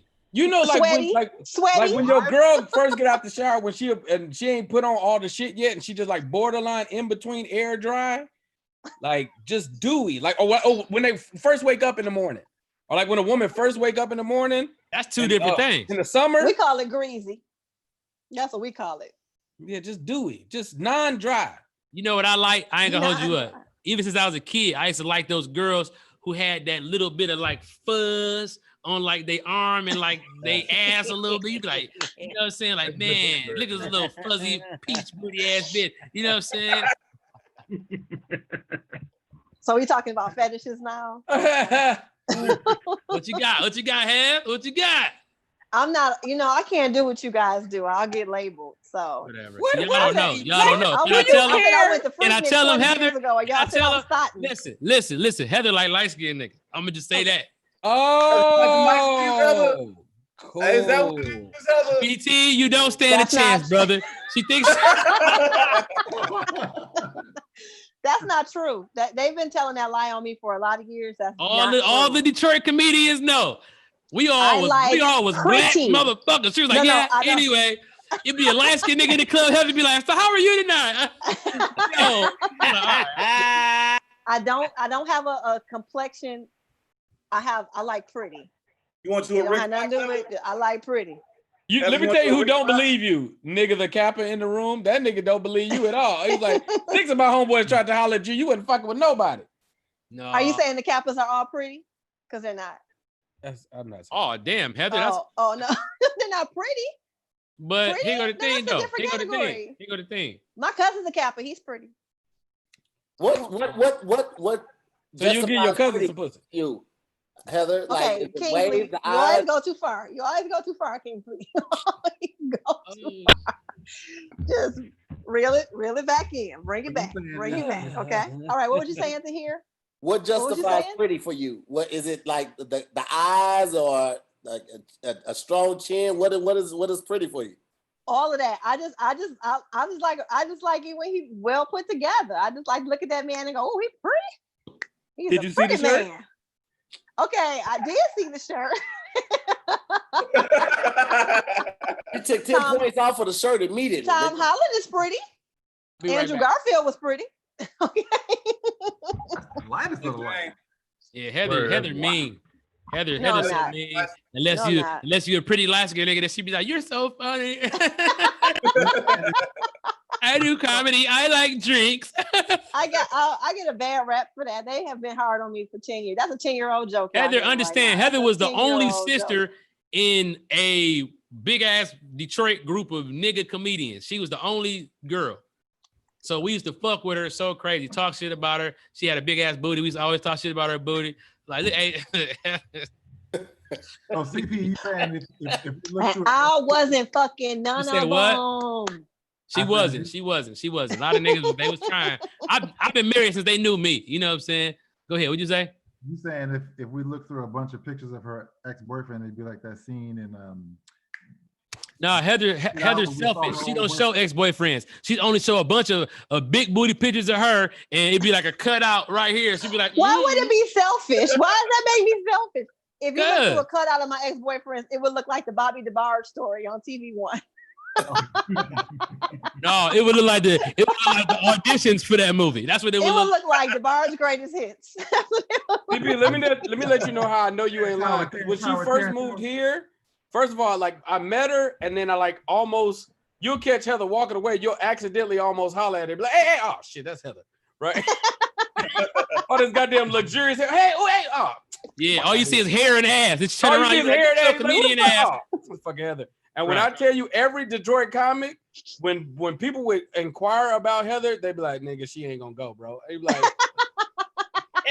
every nigga be like, I'm telling you, go ahead, you try, but nigga, I'm telling you, it ain't gonna happen, bro. It's like a consistent, bruh, for real. So, but BT, you also gotta understand, bro, that shirt's some bullshit, and you're not gonna get no pussy from most women on earth doing the shit you do. The little scarves and shit, you got a small little radius, like women that work at Petco and shit like that like fuck niggas like that. Other than that, bro, You gonna have to widen your wardrobe, brother. Wait, you know what's funny is it's like in my brain, it's like, nah, but I be fucking the ones like, nigga, if you just change that one thing, you know how many other ones would just come along for the ride? Casey's like, what's wrong with that small radius though? That's enough. That's enough women. But Heather, I right switched there. up because I know you DC. Me and Tahir know you DC to the heart from the episode. So you know what I mean? I switched it. I went, you know what I mean? I know DC's your shit. That is an equally ugly shirt. that shirt looked like Basement Party 1997. Heather, hey, don't take that from Heather, bro. Heather got on a I'm a survivor wife beater right now. I know that's right. Heather got on the nigga repellent. I don't give a fuck and what. Ain't no pussy over here. Ain't no pussy over here. Ain't no way to repel that. Ain't no pussy over here. That shirt is hard. I wish you would just throw all of those shirts away. I hate them. I hate all of them. Yeah, listen, the trends come back around. So at some point in time, they might be hot again. You are wearing a fucking poster. That's what you're doing. You were wearing a poster. You wearing a Comic-Con poster. Do y'all love Batman or no? Absolutely. Exactly. No, I don't, nigga. Fuck Batman until a movie come out. I ain't finna be loving Batman, nigga. Fuck that nigga. I got a Batman mask. COVID mask. Oh, okay. The Bat. Oh, that's how much I love Batman. He didn't even have a mask, though. I don't understand. You Marvel fan. No, I have my mask is back. You want to see it? Yeah. Okay, I get it for you. You ever wonder why girls who like, why do girls who buy Batman masks not fuck niggas who wear Spider-Man silk shirts? I feel like y'all are made for each other. But you want pretty niggas and you want her, but she want the pretty niggas, man. It's crazy, bro. It's like you gotta give a pretty dude that shirt.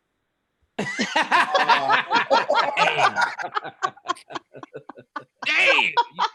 She removed you from the whole equation? Just take the shirt off and give it to a pretty dude. It wasn't even the shirt's fault. She removed you from the equation. It wasn't the shirt's fault? Damn. Look, I'm gonna tell you the stupid part is the shirt is got a problem with me right now, nigga. If you don't get the fuck up off of me, nigga. Get off of me, nigga. You fucking up my life.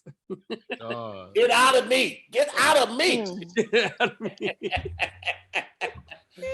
Oh man, yeah, that shirt is all of the bullshit, man. But you know, hey man, if it makes you happy. Somebody said I was mean. Hey, ladies, put a 1 in the chat if you'll fuck me with this shirt on. We gonna go ahead, ladies. Oh, let's check it out. Let's see. All zeros in this I encourage you to do it. No, I didn't give them an option for the other to say yes. Just yes. Yeah. If you don't He's an amazing man, ladies. Don't let that shirt block your blessings. He a good dude. Go ahead. They say that shirt got a chastity belt to match.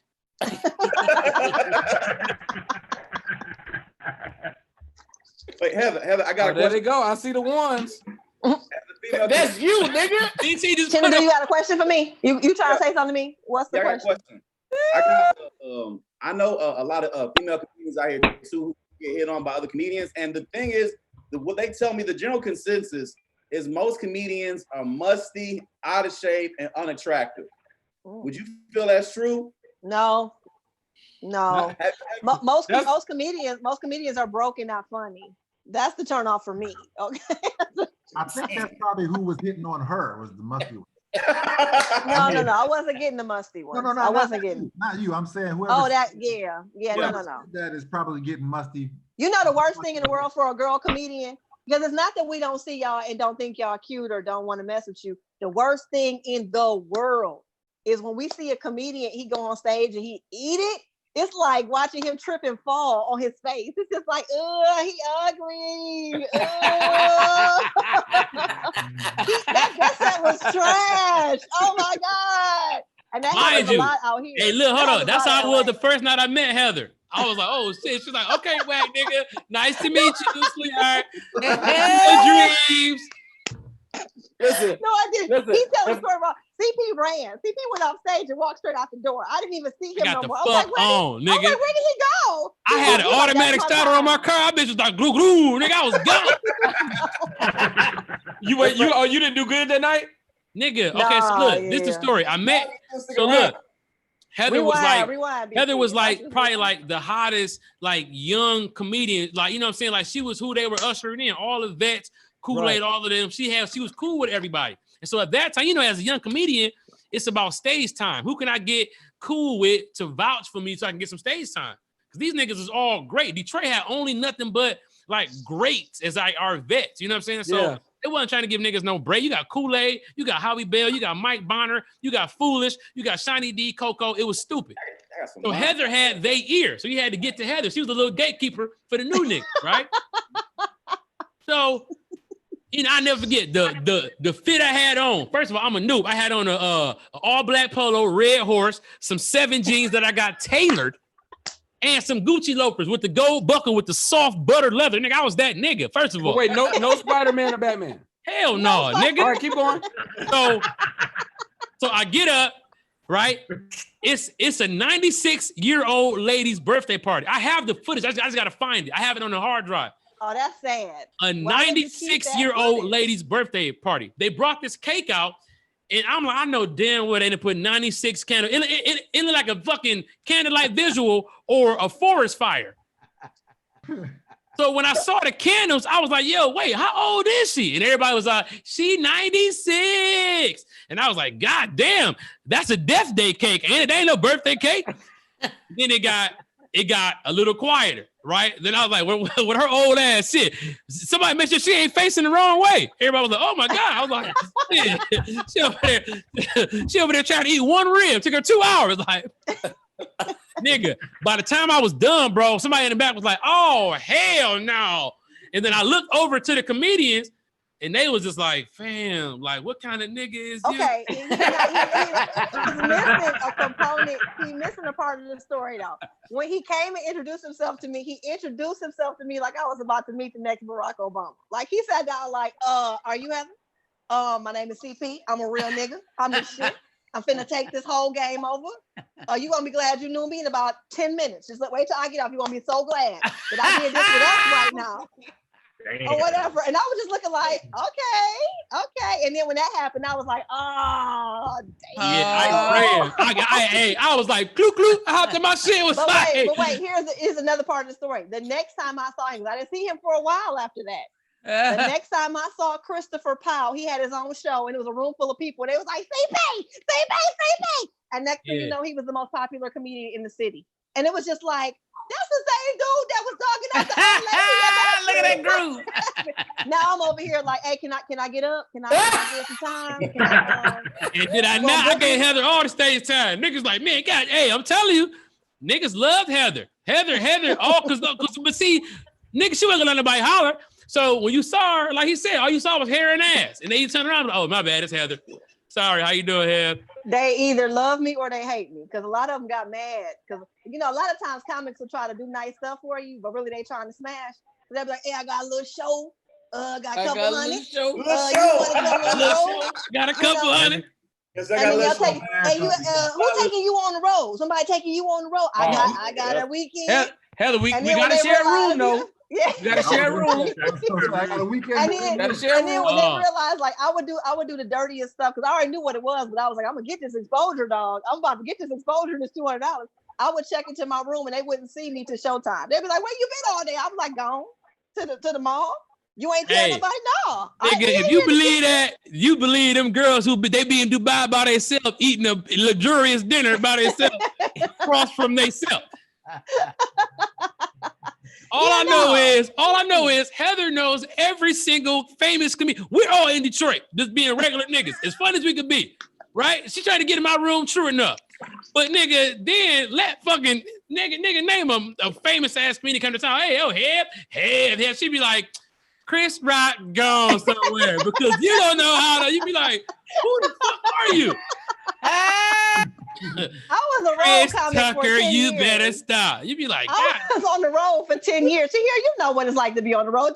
You cross paths with everybody. You know what I'm saying? Tahir know everybody too. Tahir be like, ladies and gentlemen, Will Smith. You know what the fuck, nigga? I see him. When you get out to LA, because here's the thing, in the Midwest and the East Coast, knowing everybody from the first season of Def Jam keeps you working. Okay, you come to LA, you like, hey, can I get up at the factory? They like, no. You like, oh, but you know, I know everybody. They like, we don't care.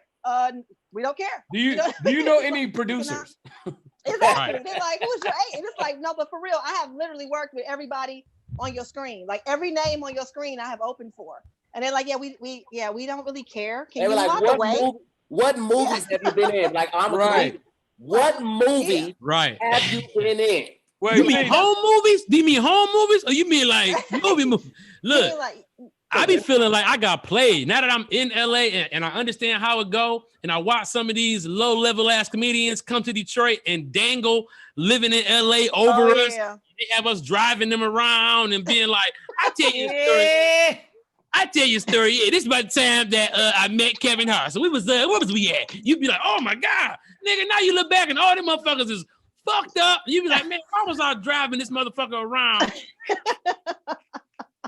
Listen, man, it's 8:59. We're about to close this thing out, man. I want to give some time for all you guys to let people know where they can find you at. If you got any thank yous, you want to thank anybody for donations or anything like that, you can do that now as well. Let's kick it off with young Thomas. Hey, I appreciate all of the donations. I appreciate you to hear. You can find me on Instagram, Facebook under my name, THOMASFRASER. It's hard not to find me. I'm on YouTube. Before this quarantine thing happened, I wrote and put together a show for Tony Baker. And so hopefully when this whole quarantine thing is over, we can put that out there. But I appreciate everybody who gave. And what you put out though, that the piece that you put out was fantastic, brother. Thank you, man. Yeah, y'all can actually go see that on his page or my page on Instagram and YouTube. It's like an 18-minute concept trailer for it. Awesome. And real quick before the next person goes, we had 755 likes. If we can get this to 1,000, it'd be amazing. So we're literally very close to it, guys. Let's try to get this up to 1,000 likes. Smash that like button for me. Let's go. Chinedu, what you got for us? Man, I want to thank all the people that gave tonight. Greatly appreciated. My phone was going off throughout the live stream. I was like, okay, I'm doing all right, man. I ain't sucking out here, man. They showing me love. It made me feel good. It's gonna be embarrassed if I ain't get nobody. But I want to thank Tahir, man, for having me. I want to thank the people out here. You can find me over here. Everything's my website, ChineduOgu.com. I currently have 2 stand-up specials available right now. My name is Chinedu and All or Nothing. Both of them people right now on the website. I start my new tour August. We'll be going across Texas. COVID precautions willing. But all information, everything we got going on is available at the website, ChineduOgu.com. You can follow me everywhere at Chinedu Ogu as well. All right. Ibrahim, what you got for the people, brother? Yes, thanks for having me here, man. Thank you for letting me sit at the grown folks table. I'm just out grinding here in New York. Well, not here in New York City, but New York, New Jersey area. You can find me on Instagram and Facebook on Ibrahim Khalil, Ibrahim Khalil 83 on Twitter, and I got a podcast, the Ignorant Niggas podcast, on all streaming platforms. There it is. Appreciate it. All right, I see you in here, Dion Lack. I gotta get you on the show next week, my boy. BT Kingston, what you got for him, man? Most importantly, you guys add yourself to the Discord or to the Twitch. Everything is under BT Kingsley. The link tree is in the stream right now. Watch Give Me 5. Heather's on it. Tahir's on it. CP's episode is coming up soon. We appreciate the hell out of y'all. T, you know, I love you. I always appreciate it, bro. It's all you guys. I appreciate y'all. And there's new merch up. Hey, see, I got fuck book shirts coming. I got. There's a bunch of shirts already there. The Frizzy Fry shirts is there, and hoodies and all that good shit. So yeah, we lit. Young CP, what's the business, brother? Man, dog, just appreciate all of the donations. Always my C peeps. Shout out to JVZ and Drew, Lookio, everybody, all my C peeps, and then also my new special CP Live in Madison, which is what I like to consider the equivalent of a regular season game to the playoffs. This is, I was on the road. I got a chance to film it. It's an hour. It's great material, but, it's just a day in the life, really. So it's a very, very dope thing. And then that's it. Merch, CPWorldStore.com, Twitch, Instagram, everything. Comedian CP. Reggie Bo has a new show out called The Cannabis Report on all that. Let's go, Reggie. Tell Reggie I said what's up. YouTube. So you know, Reggie really excited about that. You know, this is first little W2.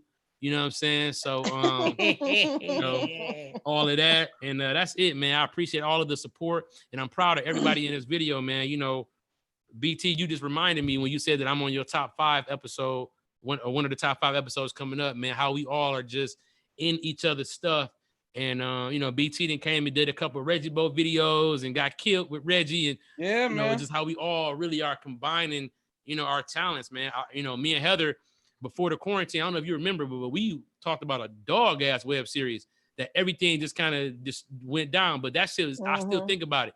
So we got some work to do. But I just appreciate the platform to hear and you killing it. And you know, you already know how we gonna work, bro. So yeah. T, I didn't want to forget Marquita and Tashay. I appreciate y'all for all the stuff that y'all asking me for. Y'all got to come to Vincent Dracula Jones. I'm not gonna take my shirt off and get the blowing kisses in here. I appreciate that. I got you, bro. Vincent Dracula Jones at 11. I got y'all. Let's go, Heather J. All right. So first, I want to thank Yasuvic, Gladina. What's up, Phoenix? LeBaron, Christina, and James for sending me money. Thank you so much. I really appreciate that. Also, I didn't tell you guys, but I'm an author. I actually have a detective series about a hood rat from Detroit that solves murders. And I have my book here. I have my book. So you can go to shortybooks.com and get a digital copy, or you can go to Amazon and get a hard copy, because I don't want to touch copies because of COVID. So just go get it straight from Amazon. I would appreciate it if you supported the book. It's a labor of love. Let me see the cover again. Yeah, Heather, which book is this? Because I bought your first book. This is a different book. This is a reprint, and it's more like it's a new edition, so it's a lot more. Maybe Shorty should be a detective. Yes, that's fucking amazing. Dope as fuck. Yes. Hey so man, shout out to. She basically like a little rat on the block, but she got the gift, and she's like a little Jessica Fletcher from the hood, and she be figuring out who killed him. But did you love that? Have you done the audiobook yet? Not yet. Audiobooks are really expensive. Wow, they're so expensive. Let me produce the show. Tahir got it. They'll split it for you. Let me produce the show, Heather. Okay. That sounds like a great, that don't let nobody come to you try to produce it. We from the D together. You know what I'm saying? Let's get it.